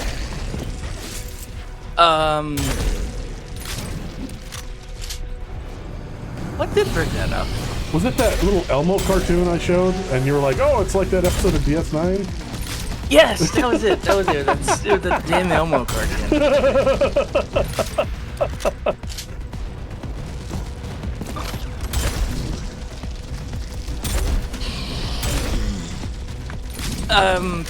Yeah, Meta. They did a whole thing on Chuvix, and a bunch of the other dumb shit that Voyager did, like the macro virus and the clown that took over the holodeck for a while, and Neelix's cheese. Like, all of it was just name dropped, and the crew kept saying that, you know, Janeway just flat out murdered Chuvix, right?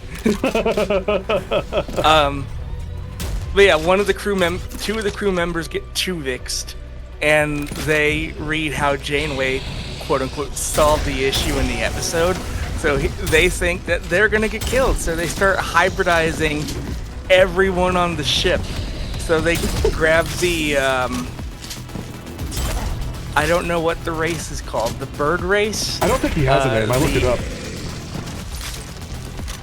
Yeah, the counselor is some sort of anthropomorphic bird, so they grab him and Captain Freeman and Chuvix them into Captain Dr. Friglamo or something, and I think we all said, oh no, she's hot at about the same time, but yeah. And I just love how they all like, okay, we're all just gonna do this now. Like, well, that's my fate in life, to be hybridized, so I guess we're gonna like hybridize everybody. Everybody's gonna be a giant blob. Oh my god, okay,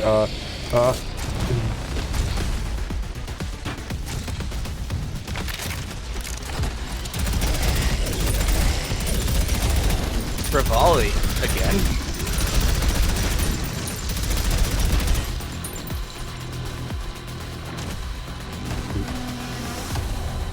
oh yeah, what's going on with that? Everybody was talking about, oh, Rivali, and then I'm seeing like pictures of like he's fat or something. What's that all about?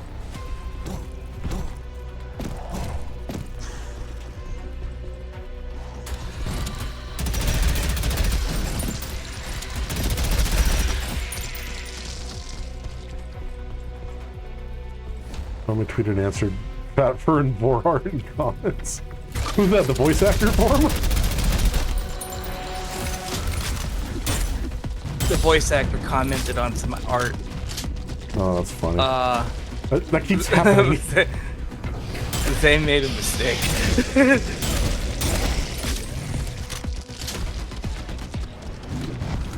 Didn't that happen to like both Legoshi and Ida?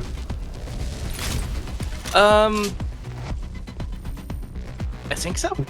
Jesus Christ. Remember when the official XCOM 2 Twitter put out the art of the snake person? That was a while ago, so no, but that does not surprise me. Oh, they're doing, the Star Trek Stellaris is doing mission trees from EU4. Yeah, I saw that. That's gonna be interesting. Have a little more to do. It was yeah, the Fat Viper art from XCOM 2. Like, they were just, I think, like, the official tweet was like, even the Stealthy Viper has a healthy appetite, and it was just straight up. Yeah.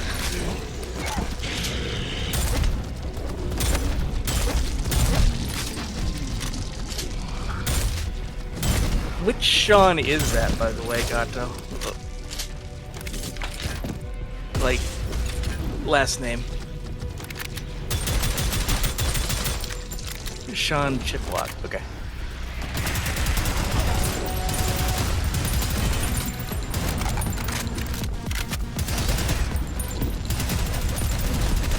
That's cool. It's always neat when people really get comfortable with the community and they're open with stuff like that.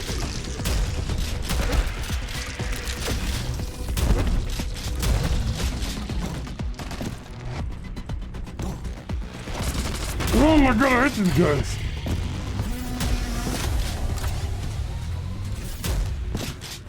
Also had a history of interacting with fat griot art. Oh yeah, god. Oh, you can drop their name. I'll probably give them a follow. Like, I'm not worried about cross promotion here.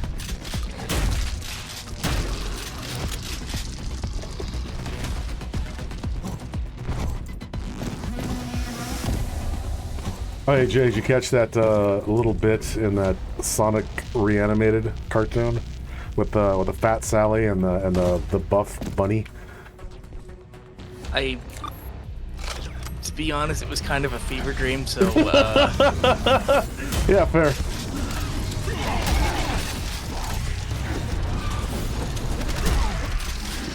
about how far in would you say that was? It was exactly 3 minutes and 18 seconds. Don't ask me how I know. Well, hey, there they are. Oh. That's actually a really adorable style. Yeah, it is. I love it. Oh, hey, credits. Is it by timestamp? I wish. Nope. Sonic Mega without the quotes. You know what? Look, I'm gonna give him a follow. Senny, look, I watched the whole thing and I was like, oh, some of these are really good. Oh, is that like a fat Sally and a buff bunny and they do like some slapstick during the bit? Oh, that's really good. Oh shit, where was that? I gotta go back and find it. Okay, it wasn't here. Oh, there it is, 318. Yeah. Okay, cool. So, this is what Zombie is talking about. It's an episode from Sonic Saturday Morning, reanimated by a whole bunch of people. Secrets. What am I doing out in the back of the space?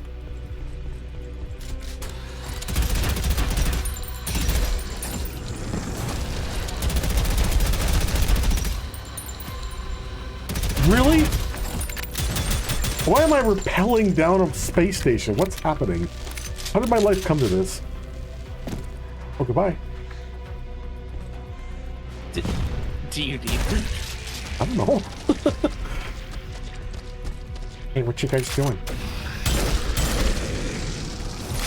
Like, I distinctly remember the part where, like, they're Sally and Bonnie are just drawn like actual animals. Oh yeah, that was Or actually really cute too. I like that. The weird claymation thing that was like a couple seconds.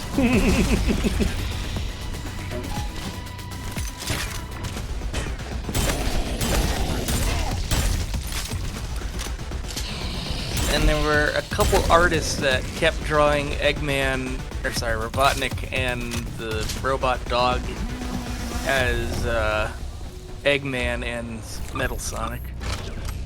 Oh, which can confuse me. yeah, I realized that now that you mention it, but I didn't even think about it at the time. Like, oh, that was kind of weird.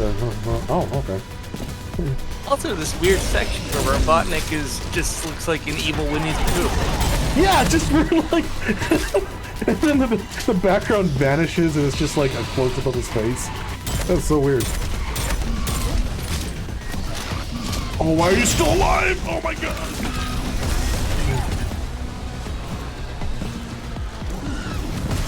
Oh, it was inevitable. I like the one too where he's drawn as Jim Carrey.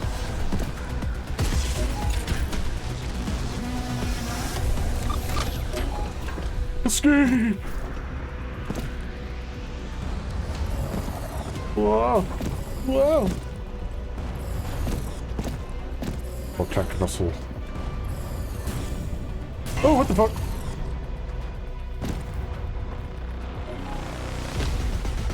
Oh.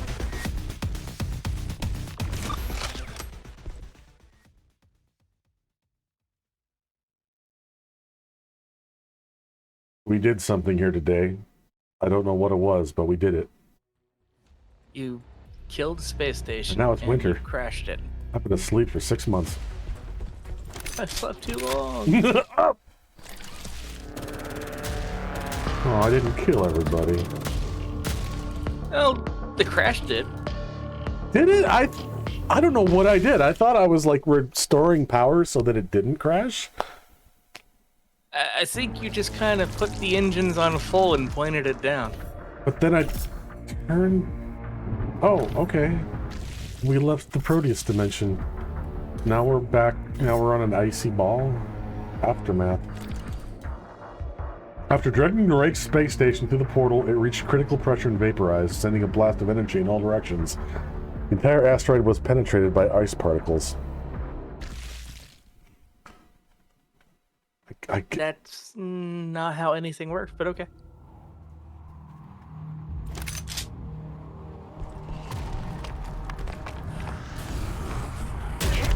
Remember when you were a kid, and it's like, what killed the dinosaurs? Oh, a comet. The Ice Age. Okay, no, I'm getting to that. I didn't even think about that, but yeah, okay. And then it was like, oh, okay, it was the Ice Age, and now it's like, oh, it's a comet because. Actually, have you heard the current theory? It's actually really interesting. No. So the current theory is that yes, an asteroid hit the Earth, but it didn't kill all the dinosaurs. What it did was make a massive explosion that sent shitloads of rock up out to like far Earth orbit. But it didn't hit escape velocity. So what happened is that like a few days later, once it finally hits the apex of its orbit and falls back down, all these like bits of rock and stuff are now like superheated to the point where they're like glass, and they're like super hot because they're coming into the atmosphere at like, you know, orbital velocity basically. And that's what killed the dinosaurs. A huge wave of heat that lasted like a week or whatever, and that was enough to kill just about everything on the surface of the planet except the stuff that was like underground and like burrowing, which would have been like small mammals. And there's apparently like proof that this happened, like in the... Ooh, you're new! Dude, it really is Mr. Freeze. Oh god! But yeah, in the Batman and Robin ruined that question for me. I can't not answer the Ice Age. Yeah, same. But no, in the geologic record, through all the layers of soil and shit, there is like one tiny thin layer of like superheated, like melted rock. Something that would like only have lasted like a week. Very, very short, but oh my god! I can't talk and do this at the same time, there's so much! Help! Yeah, I hadn't heard that theory, but then again, I haven't really gone out of my way to look for a new theory on it. Because, like, the theory that I was,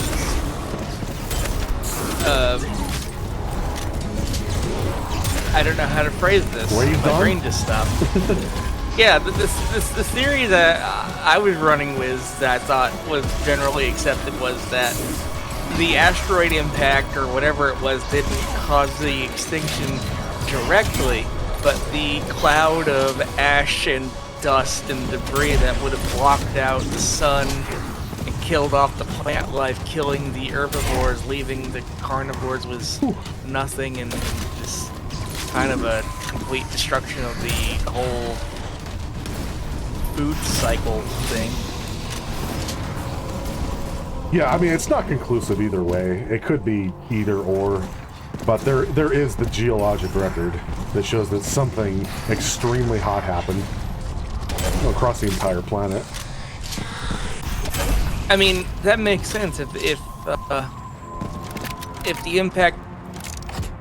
Well, I mean, it could go both. Like, it could be like, okay, after the impact, a few days later, all this shit comes back to Earth, superheated, creates a superheated, like, burns out everything moment. But then after that, like almost like a nuclear winter from the initial impact of the dust that didn't get blown out into orbit. I mean, it makes sense to me. I'm just trying to understand the scale here. Because, like, if you're talking about something hitting the Earth that would create debris large enough to, you know, become world-ending slag, for lack of a better term, that I figured an impact like that would have knocked us off orbit or off our axis or something. Yeah, I don't know. I haven't looked into it too much. I'm basically paraphrasing from something I've heard years ago, but I just thought it was interesting that, like, oh, there's actual proof that something did happen. We just don't know necessarily if that's what did it, but it's the best theory we've got so far. It's like the theories that the Yellowstone supervolcano, if it erupts, would screw our orbit or our axis or something. Why does this guy have to exist, though? Why did I have to choose the wrong weapon? No! No, why did I have to run into my own explosion? Oh, it's all going wrong.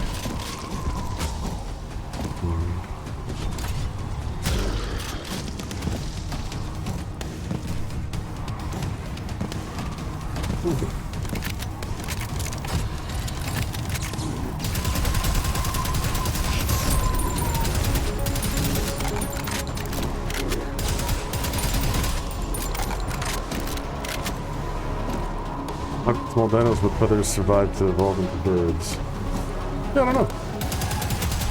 All I've heard is that, like, oh, the small mammals survive to become big mammals because they burrowed, but maybe the small dinosaurs burrowed too?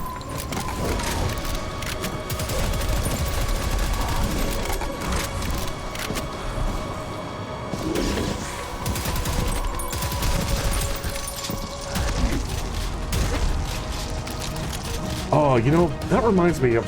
Okay, I'm gonna go off on a weird tangent here. But I'm thinking of this science fiction book that I read a long time ago, and I can't remember the name of it. But the whole premise is that some guy invents, like, a system of wormholes that initially is supposed to just, like, replace satellites.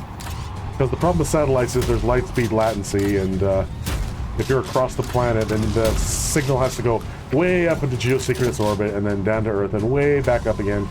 And this guy invents the system that can create wormholes anywhere on the planet that basically act like as a shortcut, so you don't get light speed latency.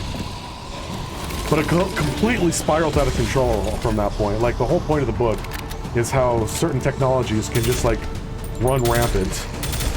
And it's eventually discovered that, like, oh, if you stretch the attenuation between the 2 points, you can, like, look into the past or something. And then it becomes this crazy sci-fi what if. It's kind of like how AI is right now, where it's like, oh, okay, this technology exists, and oh shit, now people are just using it on their, like, computers. And that's what happens here. It's like, oh, somebody hacks into the system that creates the wormholes. Hey, they can create wormholes anywhere. They can spy on literally anyone on the planet. And later on, they can spy on anyone, anywhere, at any time, and anywhere in history.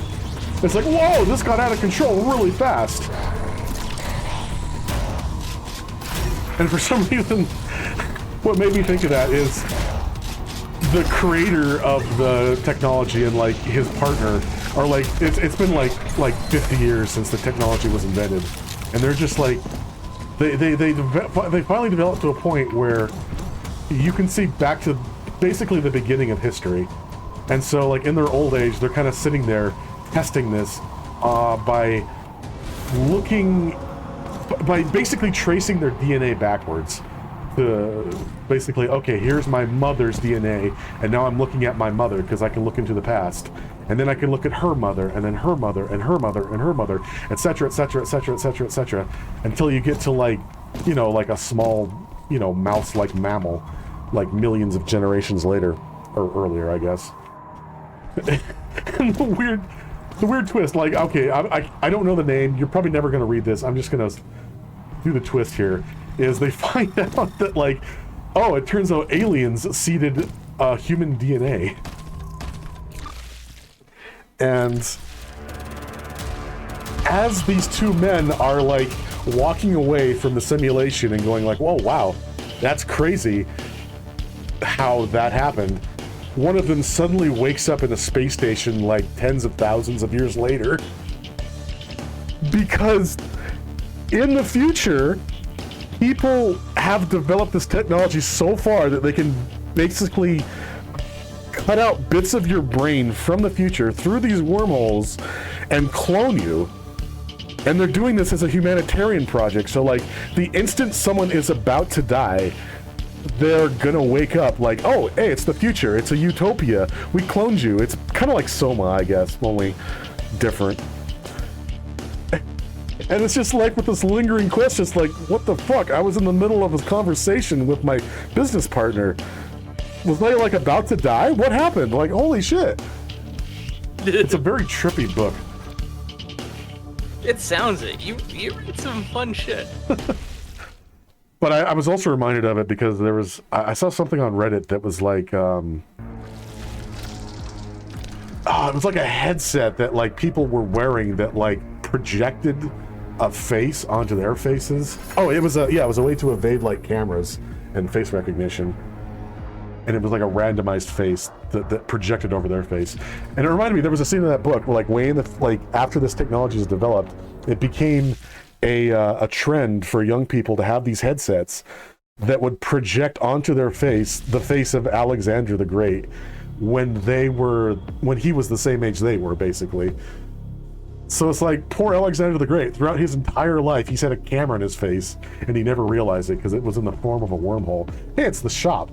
Oh no, something bad happened. Yeah, someone dropped the space station. Oh, that's right! Whoops! Apple got their VR AR headset idea from a book. You know, if it weren't $3,000, I'd love to play with that thing. Ooh, auto shotgun. That's new. Which one is that? I feel like I've seen it. Apple Vision or whatever they're calling it. Basically, like, it has a mode where like the pass-through camera works both ways, and like you can have your face display on the other side. Well, that's weird. Like, it creates the illusion of seeing through to you. It's like they're aiming it at quote unquote enterprise use, because like the main function of this thing is that like it takes the environment around you, and like you can like throw down like a 200-foot tall video player, and you know it renders in the from your perspective in the environment that you're in, but it's mainly used for basically having infinite office space, like thousands.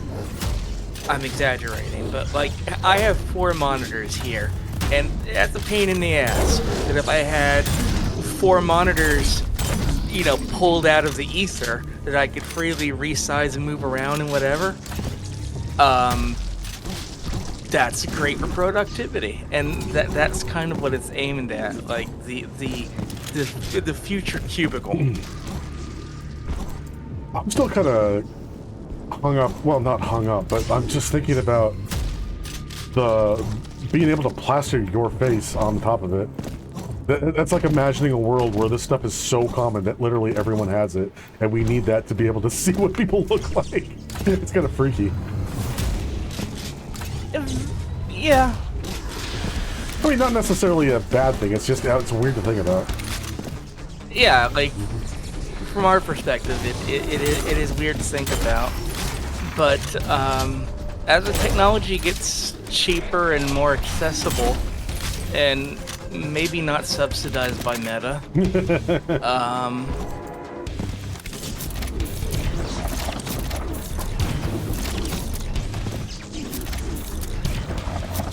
yeah, it's not like your whole face. It's like the area, your eyes and the area around your eyes. Yeah, that's basically everything that's covered up by the helmet anyway, right? Yeah. Yeah. Yeah. So it actually kind of from the videos, it looks like you know how like in sci-fi now they have the space helmets that have the light inside, like in The Expanse. It looks like that. It's kind of that effect.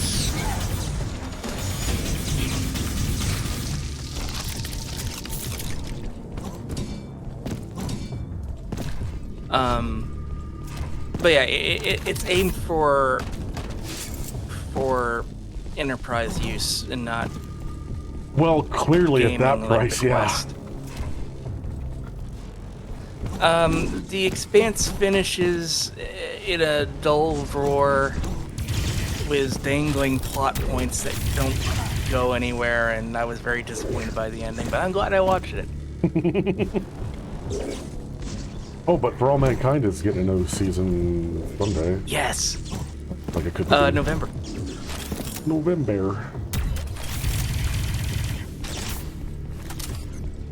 Yeah. Say what you will as far as Apple as an evil corporation, and they are. They're,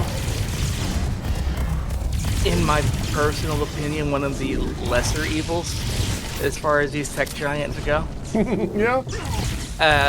And Apple TV has been a really damn good subscription service, because just about everything I've watched from there has been absolutely phenomenal. Foundation, Severance, For All Mankind. The live-action Resident Evil show is not getting any additional seasons. And, with Lance Reddick, being dead, they would have to recast, Wesker, and, I don't know, it's hard to replace Lance Reddick.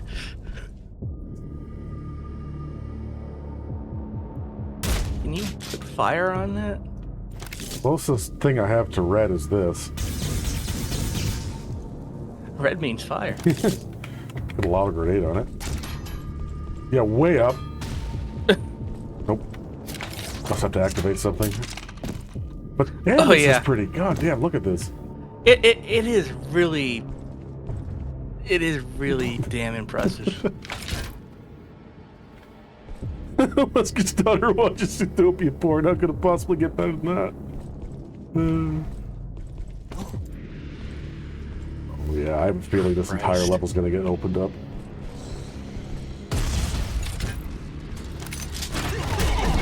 Son of a bitch, I hate these guys.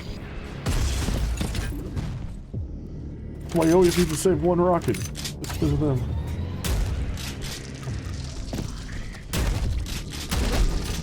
You know, it honestly still really bugs me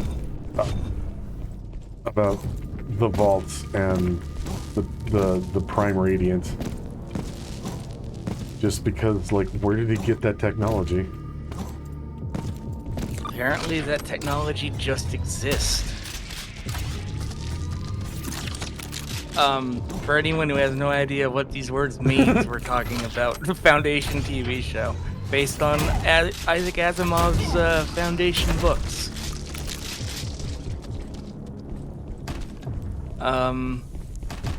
but I think it's something like the 10th millennium, and science is magic at that point. I'm guessing it's going to be explained, but I mean, it's it's taking a different route. Like okay, in the book, the Empire is falling because it's lost its institutional knowledge, basically. It has fantastic, wonderful inventions, but it hasn't advanced any of that in like thousands of years. And it's like the people who maintain these machines are basically considered like religion, a religious organization, because nobody knows how to actually build these things. They only know how to maintain them. And yeah, and barely at that. Like the whole thing is that like basically humanity has stagnated to the point where this guy is like, well, I'm well versed in archaeology. I've read up on it. All the experts. Like, have you actually done any archaeology? Why would I do that? I could just read about what others have done. And that's basically what everyone in the entire galaxy thinks at all times ever. Yeah, and then it makes sense when Harry Seldon just kind of gathers the best minds and puts forth like, okay, well, we're gonna just like research and study and make things better. And oh, hey, those giant reactors that power entire cities that the Empire just barely maintains, well, we can put them into like something the size of a wristwatch or whatever. Yeah. And then it's like, oh, you have a personal shield? That's impossible. A shield like would need a huge reactor to power it, and it would be to like protect a city. Maybe you could protect a room if you were like really good, but no one has like wristwatch like personal shields. Whereas in the show, it's like, well, the Empire has them, or the Emperor has them, but that's it. No one else can get it. And it's like, well, okay, you didn't really establish how you built this quantum entanglement vaults prime radiant thing. I don't know. I'm probably, like, it's probably going to be explained. It's just, it bugs me that it wasn't established. I think you're coming at it from, like, you read the book, but then again, you also have to take into account that the book was in the 50s, and everything is atomic power, and we have air taxis and pneumatic tube highways, and the vault is a quaint little office / micro theater with a holographic recording that plays in a glass box. Yeah. And yeah, again, like, I haven't read all of the books, and some of them do take place in the 80s and 90s, or were written in the 80s and 90s rather, and probably go into a bit more detail too. So yeah, I don't know. I'm operating off of imperfect knowledge here. Like, yeah. I didn't even know Cleon was in the books until I got to wait to the end almost. Yeah, like I think just because of when they reveal more about Demerzel, that we're looking at humanity in the 10th millennium.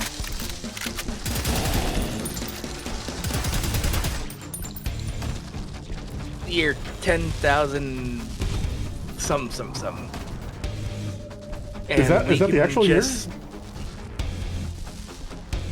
It's my best guess. And I'm not basing that off nothing, but I don't remember what made me think that to begin with. I feel like it's way later than that. But I have anything to back that up, so I don't know. Yeah, that's kind of the thing. We're just kind of going off weird feelings and maybes. But my contention is that it's far enough in the future that science can look like magic to people like us who, you know, are so far back.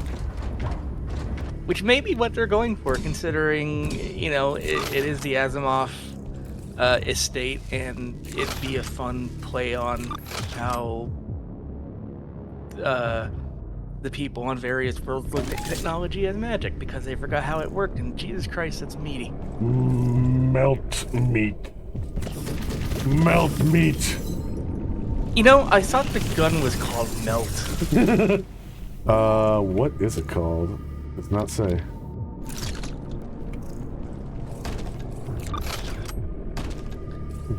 But like I remember on Reddit someone was trying to mathematically explain how the fuck this could work, and I'm like, that's a good attempt. Oh, it shattered. Oh, It didn't melt at all. you lied to me. Oh, what's this reload look like? Why can't Oh, I can't reload it. it just is. Why couldn't it like? Well, I mean, I know why it couldn't, but wouldn't it have been cool if like it just kind of sizzled through the floor like alien acidic blood? Yeah.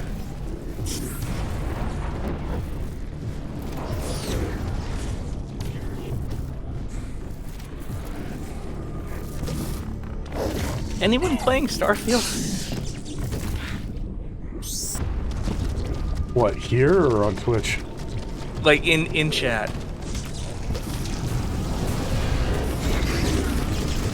Melt! You said your beef, huh? Melt! Oh, it recharges over time, I see.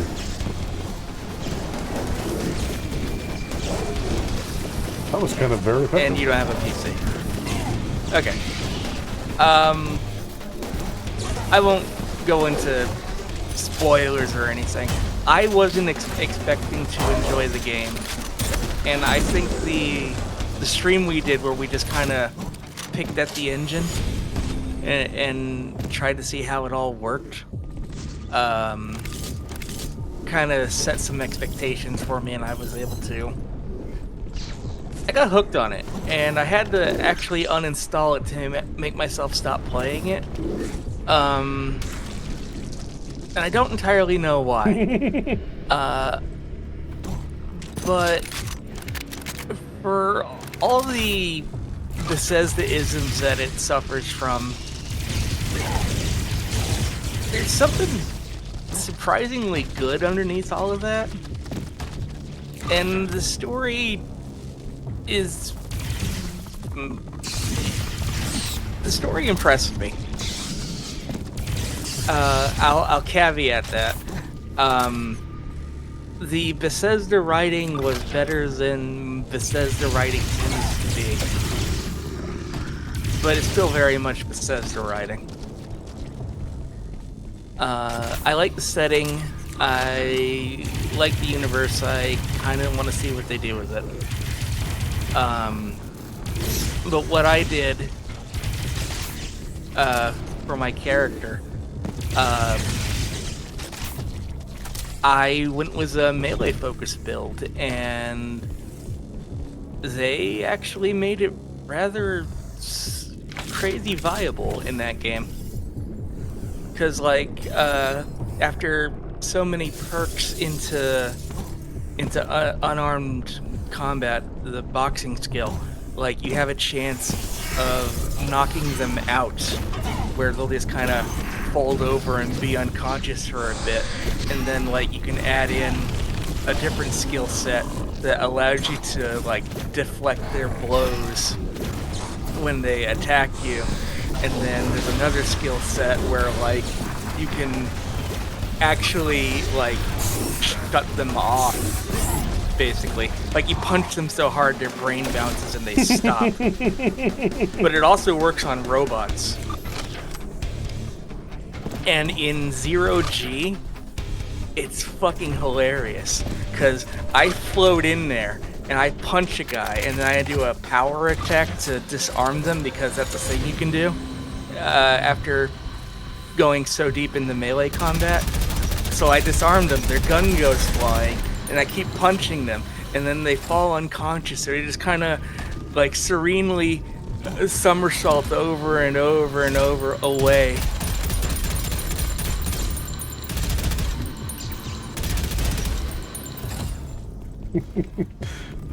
But it's also really hilarious when a giant fucking robot just starts charging at you and you like punch it into camera and it slumps over because you hit it too hard. You hit it too hard. Like, like they really need to add like the Windows XP shutdown sound for that.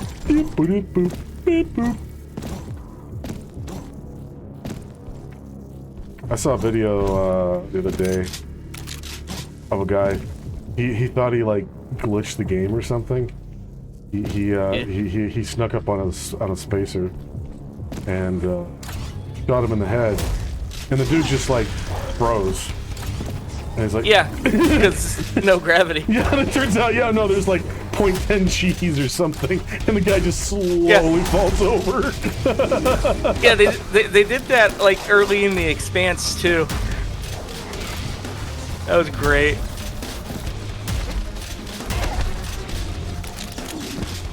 The giant fucking robot was in New Vegas. Yeah. Yeah.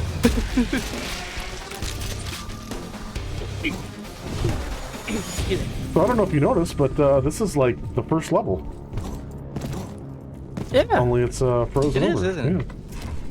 And in reverse. We've hit the halfway point of the game. Now we go through everything all over again. But cold. But cold. Hydrate. Hydrate! Ah, hydrate. I just like to melt. I just like to melt. It's fun. I just like to melt. This isn't actually a very good weapon. Because it just leaves puddles on the floor that are dangerous, and if you miss them, they just kind of run over them and don't do anything. Well, I mean, you could saturate an area with melt and then... Melt! Melt! I mean, where the enemies are. Oh! Hey, I'm impervious. Yay. Wait, yeah, I know. You can try shooting the enemy. Oh, like this? Yeah, I know. Well, my disappointment in that action was before I knew it didn't hurt you. Did I? Oh, how do I always miss the switch? Ah! See, that portal is a great place to put melt. So's that. Melt! I'd melt man with the power to melt! Ever watch Kablam? Yes. Apparently a lot of that is lost media now. That's surprising, honestly. Oh my god. Like, Nickelodeon tends to, you know, archive stuff. Well, I kind of get the feeling Kablam wasn't their most well-loved franchise.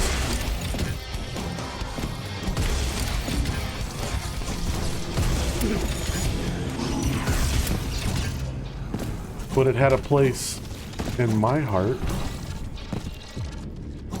It's okay, Meta, because we backed up everything on Betamax. It'll last forever.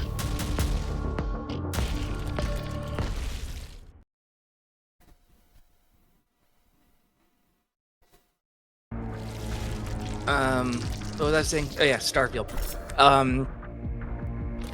The different factions, you know how in every Bethesda game it's like, oh, you're the new recruit for the Dark Brotherhood, okay, do this and this and this.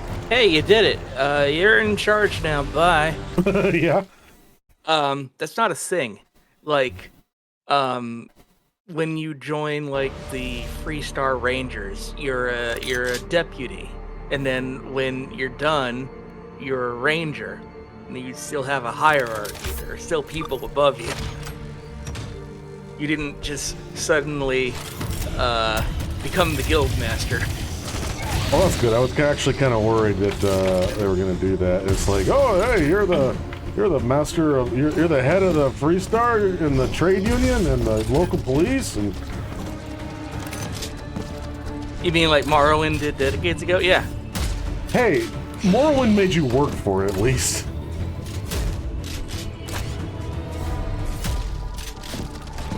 Like you actually, And, you can't just be the head mage or whatever. You gotta actually have skills. Some guy doesn't just die and give you an orb and say, "You're the master now."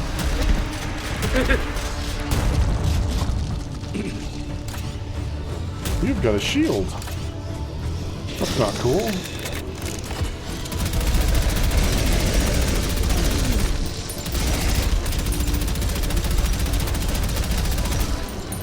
Hey, I got an achievement, Shield Breaker. It's not super genius design, it's common sense, which Bethesda has lacked for a very long time. But we keep, eating their shit because for some reason it just tastes good. It tastes good, yeah.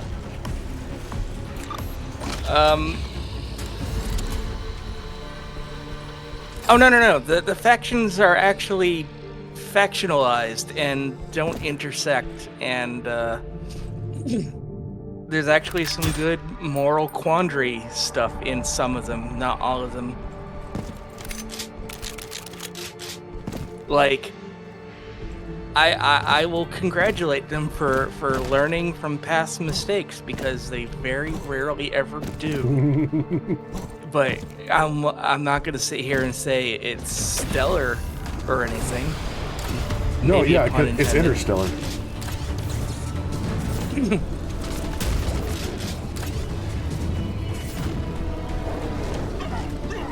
Oh, come on.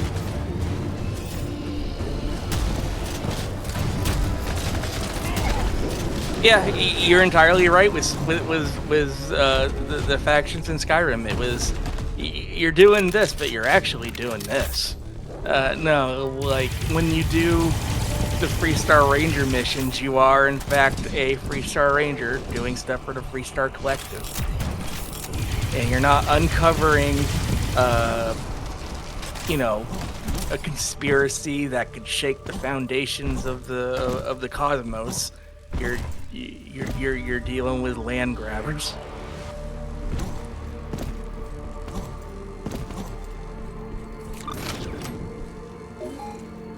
Bell obstructed! No! No, not like this! God, no! No! Fourth meal, no. Oh, I thought you said gold. Hi, Soul Moon Doggy! Why did I say it? Why did I think that said gold? Do I need new glasses again? Hi. You know, I haven't punched in a while. Keep the punches in. Okay.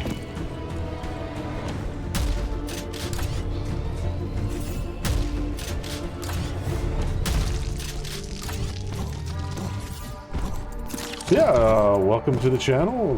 We do stuff.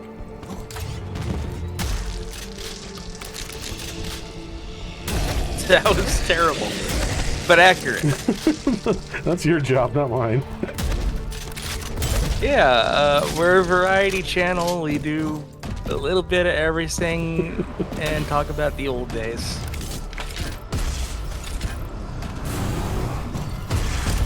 Ooh, that was lucky.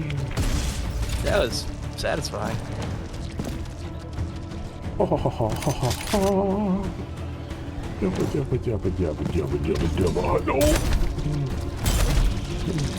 Oh, puppers.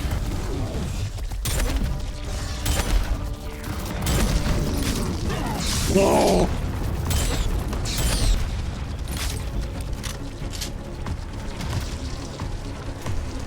It's weird. It's like we've gone backwards and now we're in Quake. Dude, yeah, I was just gonna say that. Yeah, on the map screen, this totally looks like, oh, here's gothic castles and demonic beings, and where have I seen this before? And like, I don't know if it was just like the lighting in that last room, but like the blood effects on the actual enemy models look fantastic. It just, I guess, you lose some of that when you get crazy colored dynamic lighting.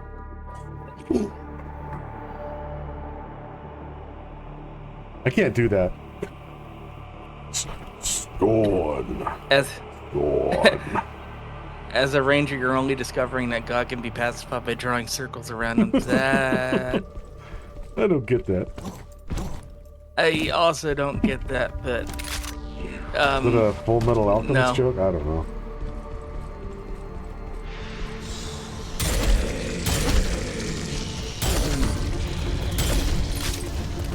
I guess I'm just saying Starfield is better than I expected it to be. and it's better than what Bethesda has put out recently, but it's still very much a Bethesda game.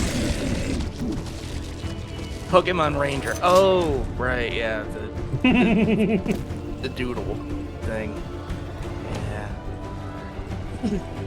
I only know about that game because of Jaden animations.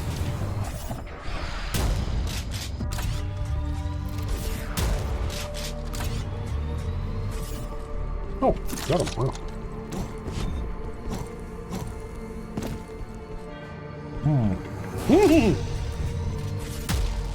You know, Yeah, like puppies. yeah, puppies.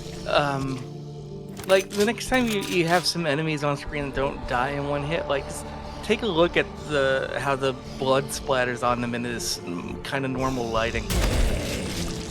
Well, I thought, okay. Ooh. Yeah, it was kind of cooler on the dogs thing, but yeah, even here, that's impressive stuff. Yeah, you know, I never noticed, like, they're actually shiny when they're covered in blood.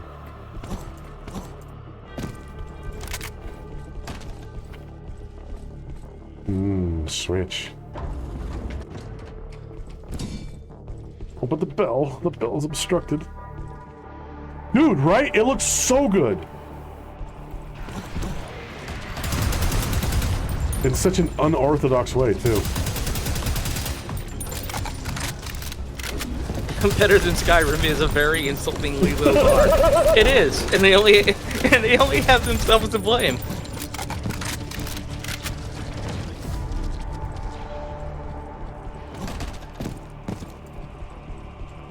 Oh, I just want to unobstruct the bell.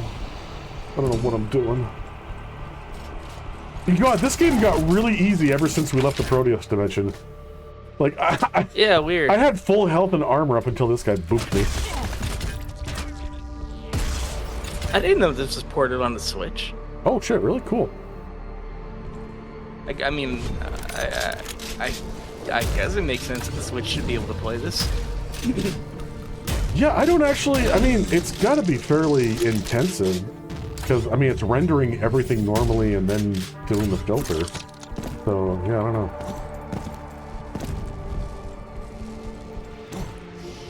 You know? Here.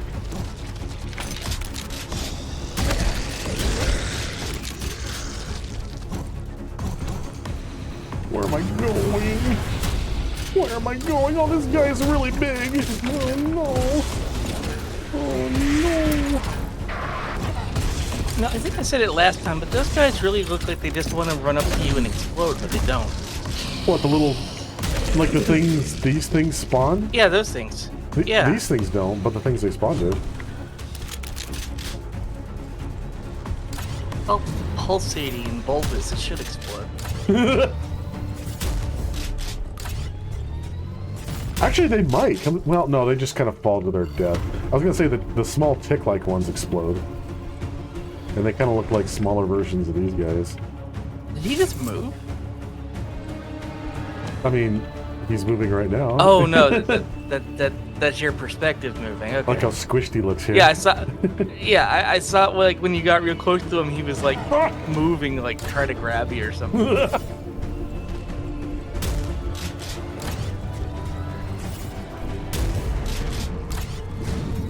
Pokemon Conquest, the crossover between Pokemon and Nobunaga's Ambition. I did not. Oh, that's cool. Is that a real thing, or is it... Wait, what's going on? That's because that sounds amazing.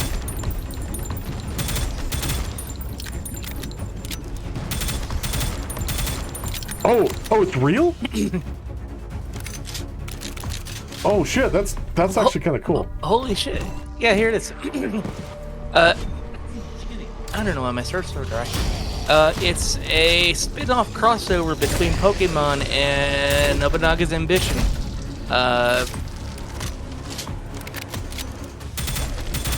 2012? Wow. I've never heard of this. That's... Yeah, and Tecmo Koei was involved, as well as the Pokemon Company. That's really cool. Oh, the bell no longer obstructed. My life has meaning again.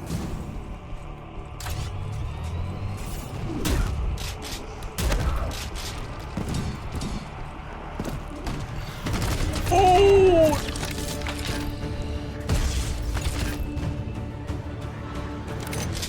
Huh. You know, maybe I'll get Iggy to play it, because he's kind of the Pokemon guy.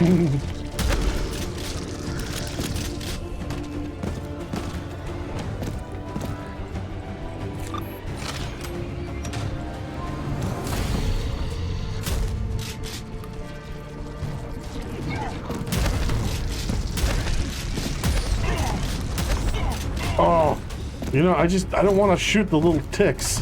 I just want to use a rocket on them. But I know that's bad. I gotta save my rockets when there's a heavy machine gunner.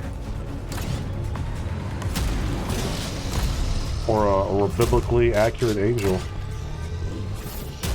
Or one of these things! Pinata!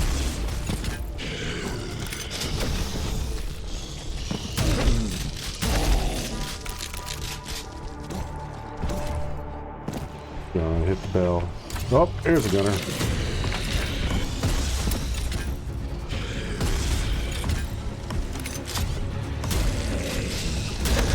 You know, if I make Iggy stream it, he'll never escape the Sengoku period. Sorry, what? Because he's playing, Like a Dragon Ishin, which is set in the Sengoku period. Oh! And then, well, not Sengoku, whatchamacallit. You know what I mean? Yeah. Iggy's just gonna be stuck in ancient Japan forever. Is he actually playing that, or is he streaming it, or what's going on with that? He streams it when he gets on, which is rare.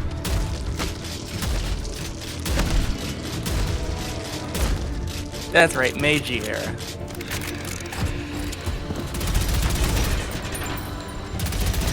But like, basically everything I have in mind for Iggy is somehow set in like old Japan. So like, if it wasn't that, it was gonna be Ghost of Tsushima. It is his destiny. You know what? No.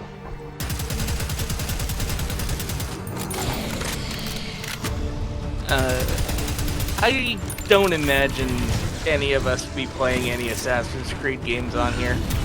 Like, I loved the series when it was 1, 2, 2, and 2, 3, and then 3.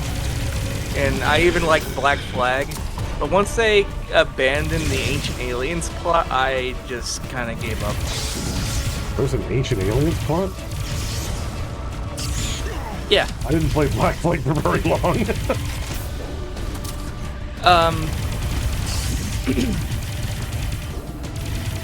Like, the whole thing in Assassin's Creed is about, like, this ancient fight between the Assassins and the Templar over these things that are, like, they call it the Apple of Eden because it's kind of like a prime radiant. And you start to piece together that there was this ancient, highly technological civilization that guided early humanity, and you end up meeting one of them across history, and like things like really escalated on that plot line, and then it all kind of became background material. And then I stopped really paying attention, so I don't know what they did with it beyond like side stories and web articles and whatnot. Web articles.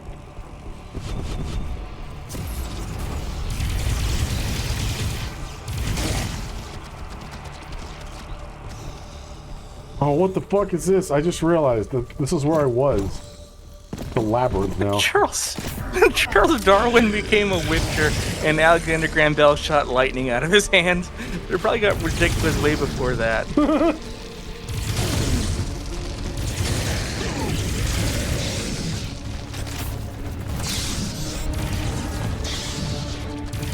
Now, really, the series peaked when Ezio went to his cousin Mario's place, and he was like, Ezio, it's me, Mario. And then there was this uncomfortable pause for 2 seconds, and I'm not making that up. What? Yeah. Oh my god. I mean, it's not Plumber Mario, but he had a Mario something de Artore, and he did the "It's me, Mario" because haha, game joke. Do they stop and look at the camera and smile and like wait for the They applause? might as well have.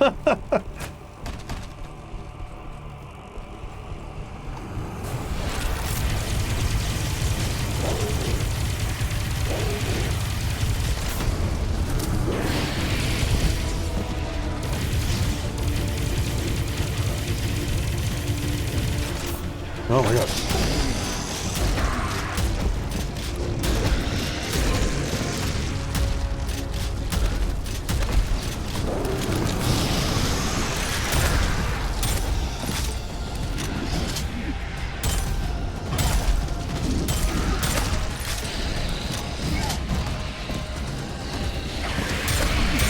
Oh! I thought I killed you!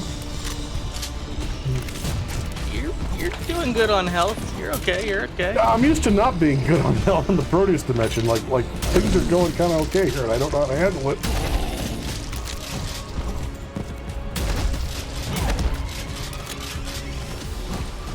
These guys are made of meat. You're doing fine. These guys are made of meat. These guys are made of meat. These guys are made of meat. These guys are made of explosions.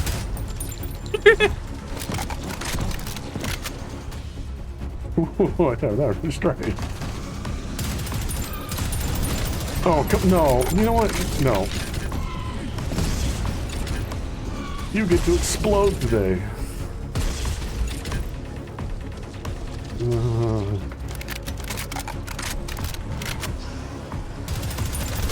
Oh, are we gonna do it? Oh, are we finally gonna do the bell? Oh my god. Oh, No, that opened up the rest of the way. Okay, well, now we get to do the bell, I guess. Now you can do the bell. Oh, I can do the bell. Oh. I thought the soft bell in the soundtrack was the bell, and I was gonna be like, oh, that's disappointing. Oh, here it is! Here it is! Here it is! Here it is!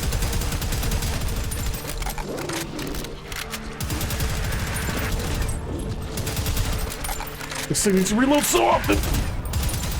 Oh, fuck. Oh. Here we go. Yes! No! No!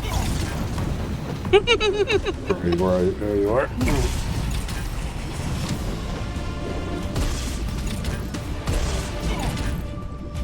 Oh boy. Okay, let's see here. What do I got?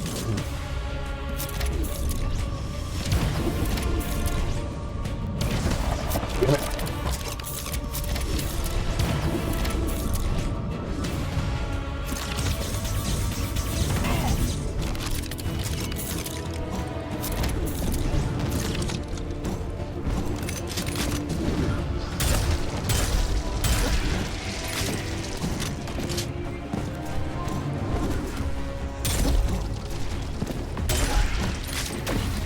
Whew.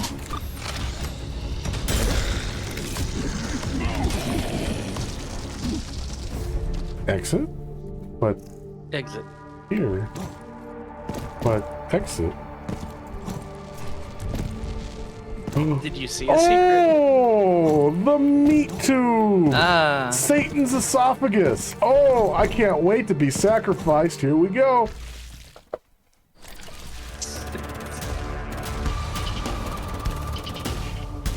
Whew. Alright, might have time for one more.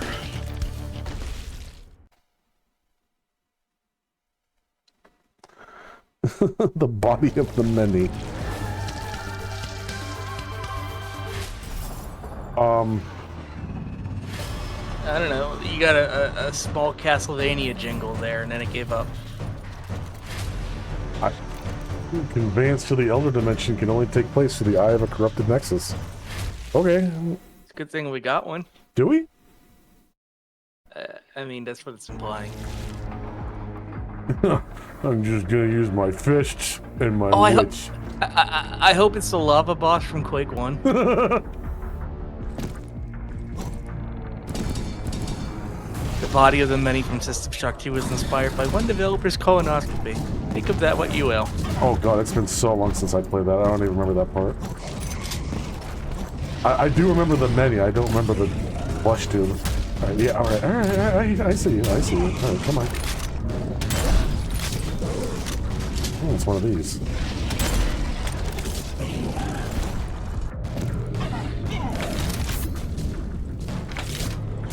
I thought it's two look the same. I only got, what do I even have? I don't have much. There's an ammo thing there, but you're in the way. Oh, I got him? Oh, why did it have to be so fleshy? The Prodeus Dimension ammo had, like, green smoothness to it. Ew. Ew. I want it. I got it. Oh, here comes the ketchup. Oh no. Now there's ketchup on your eggs and they'll never taste good ever again. Ketchup on egg is amazing. Yeah, but the puppets, and I can never think about it. Oh, right, ketchup the same way. right. The puppets.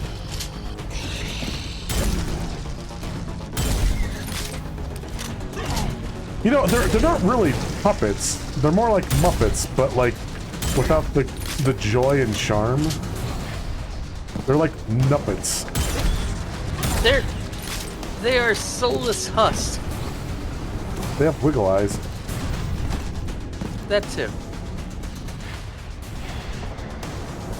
No, I need that. Oh shit, is this gonna like... Am I gonna die for real if I have to restart or something? Oh my god!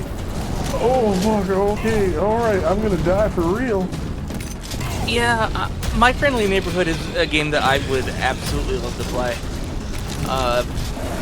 But as with all things right now, it's I'm broke.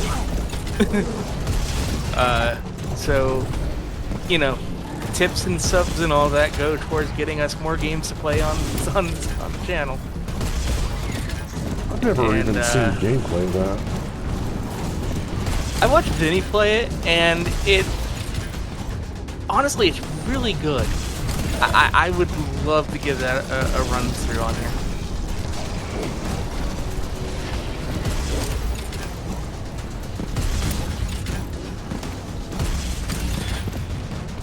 Ooh.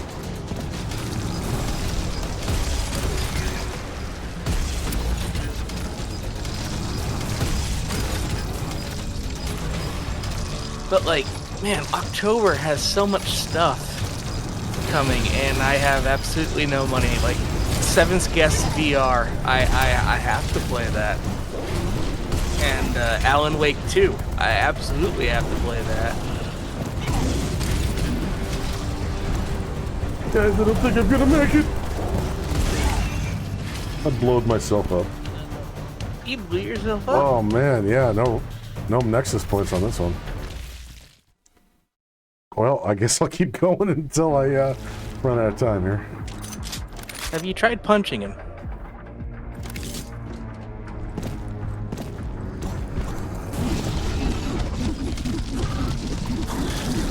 Watch it be a really stupid yet effective way, and it works.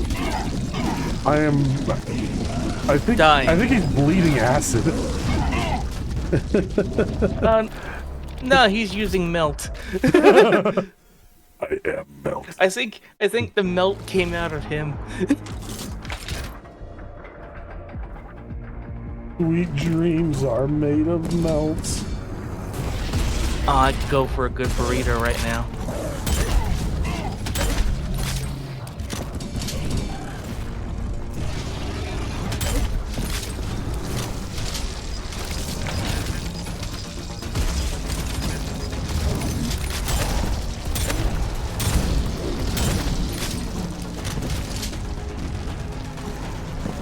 Okay, I have to not grab these healths until I really need them, or else I'm gonna waste them.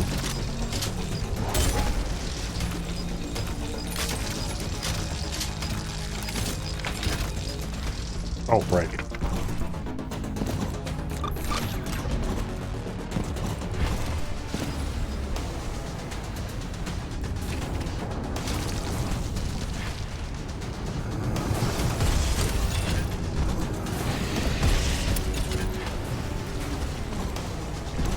Yeah, for those of you who don't like giving money to Twitch, if you wanted to support the channel, we do have a tips thing set up with Stream Elements. And then Twitch doesn't get any of that.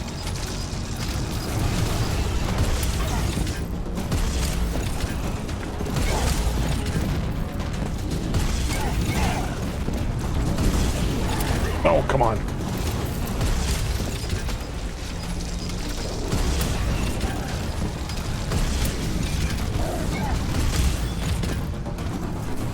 Is the laser attacking you too? What, this thing in the center? Holy crap. Thank you, Medicine. Oh. Yeah, I don't know. I see laser beams and it scares me. I think every time I kill an enemy, it just spawns another thing by zapping a laser. Yeah. So I think I'm corrupting the nexus point, and I'm doing that by killing enemies. And every time I do, it charges up. Oh, he's back. Yeah, this is like the third one now. It's really hard to dash to the left. That really looks like a Baron of Hell. It's probably the intention, yeah. No! No! Uh-oh. Oh. No!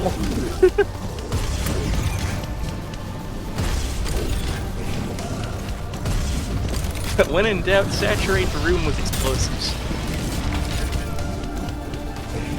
Oh my god.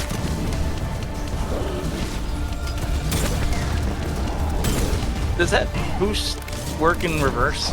Yeah, it's just harder to do when you're going to the left. Because it's like A and then control.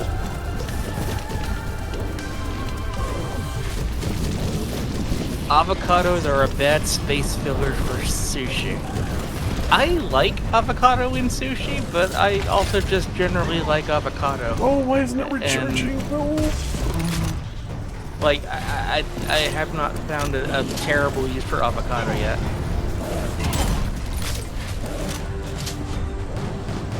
It's not working anymore! No! Oh no! No!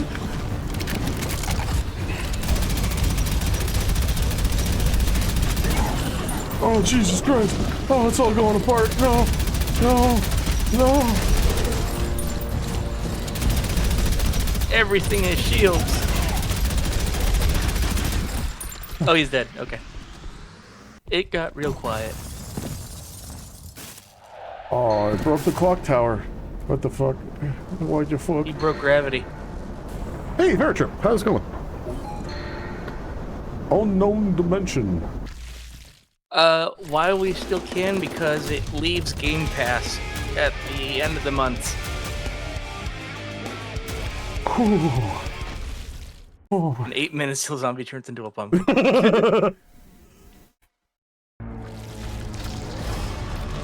Oh, we did it! Campaign finished. Energy poured from the corrupted nexus, revealing a gateway to an unknown dimension with limited power. The Prodeus forces have invaded the mortal dimension. Their conquest for perfect order draws near as they push the armory of chaos back. The vessel has disappeared into the eye of an infinite... Oh my god, I got so much saliva in my mouth. An infinite horizon. The future is uncertain. We did it! We beat the game before it disappeared forever! We did it! Wait, is there a follow-up campaign? There's custom maps, I guess. Okay. So yeah, holy shit. I didn't think we could actually do it in time. You did it! Infinite saliva. Yeah, and that was just about perfect timing. We're just a few minutes to 3 hours, so I guess go ahead and call it. Let me switch over here to ending. Let me open up. And all the secrets that Zombie missed. Oh, yeah, well, yeah. So, well, you know. Yeah, thank you for, thanks for coming over. Yeah, thanks for hanging out. We'll be doing Dungeons and Dragons tomorrow. We didn't get to it last week because some of our players were out sick. Is mono. That can kick your ass pretty bad. Ooh. And on Thursday, because it's leaving Game Pass, I'm going to be playing Beacon Pines, a really cute-looking adventure game. With a bunch of cute little furry characters that may or may not lead to some sort of eldritch horror. I have no idea. We'll find out together. But stay tuned. It's going to be a busy month. I'm going to play the Cyberpunk DLC. And we'll figure out what's happening in October, and good times coming up. But have fun with Callous Dragon. We'll see you tomorrow. Good night, everybody. Take care.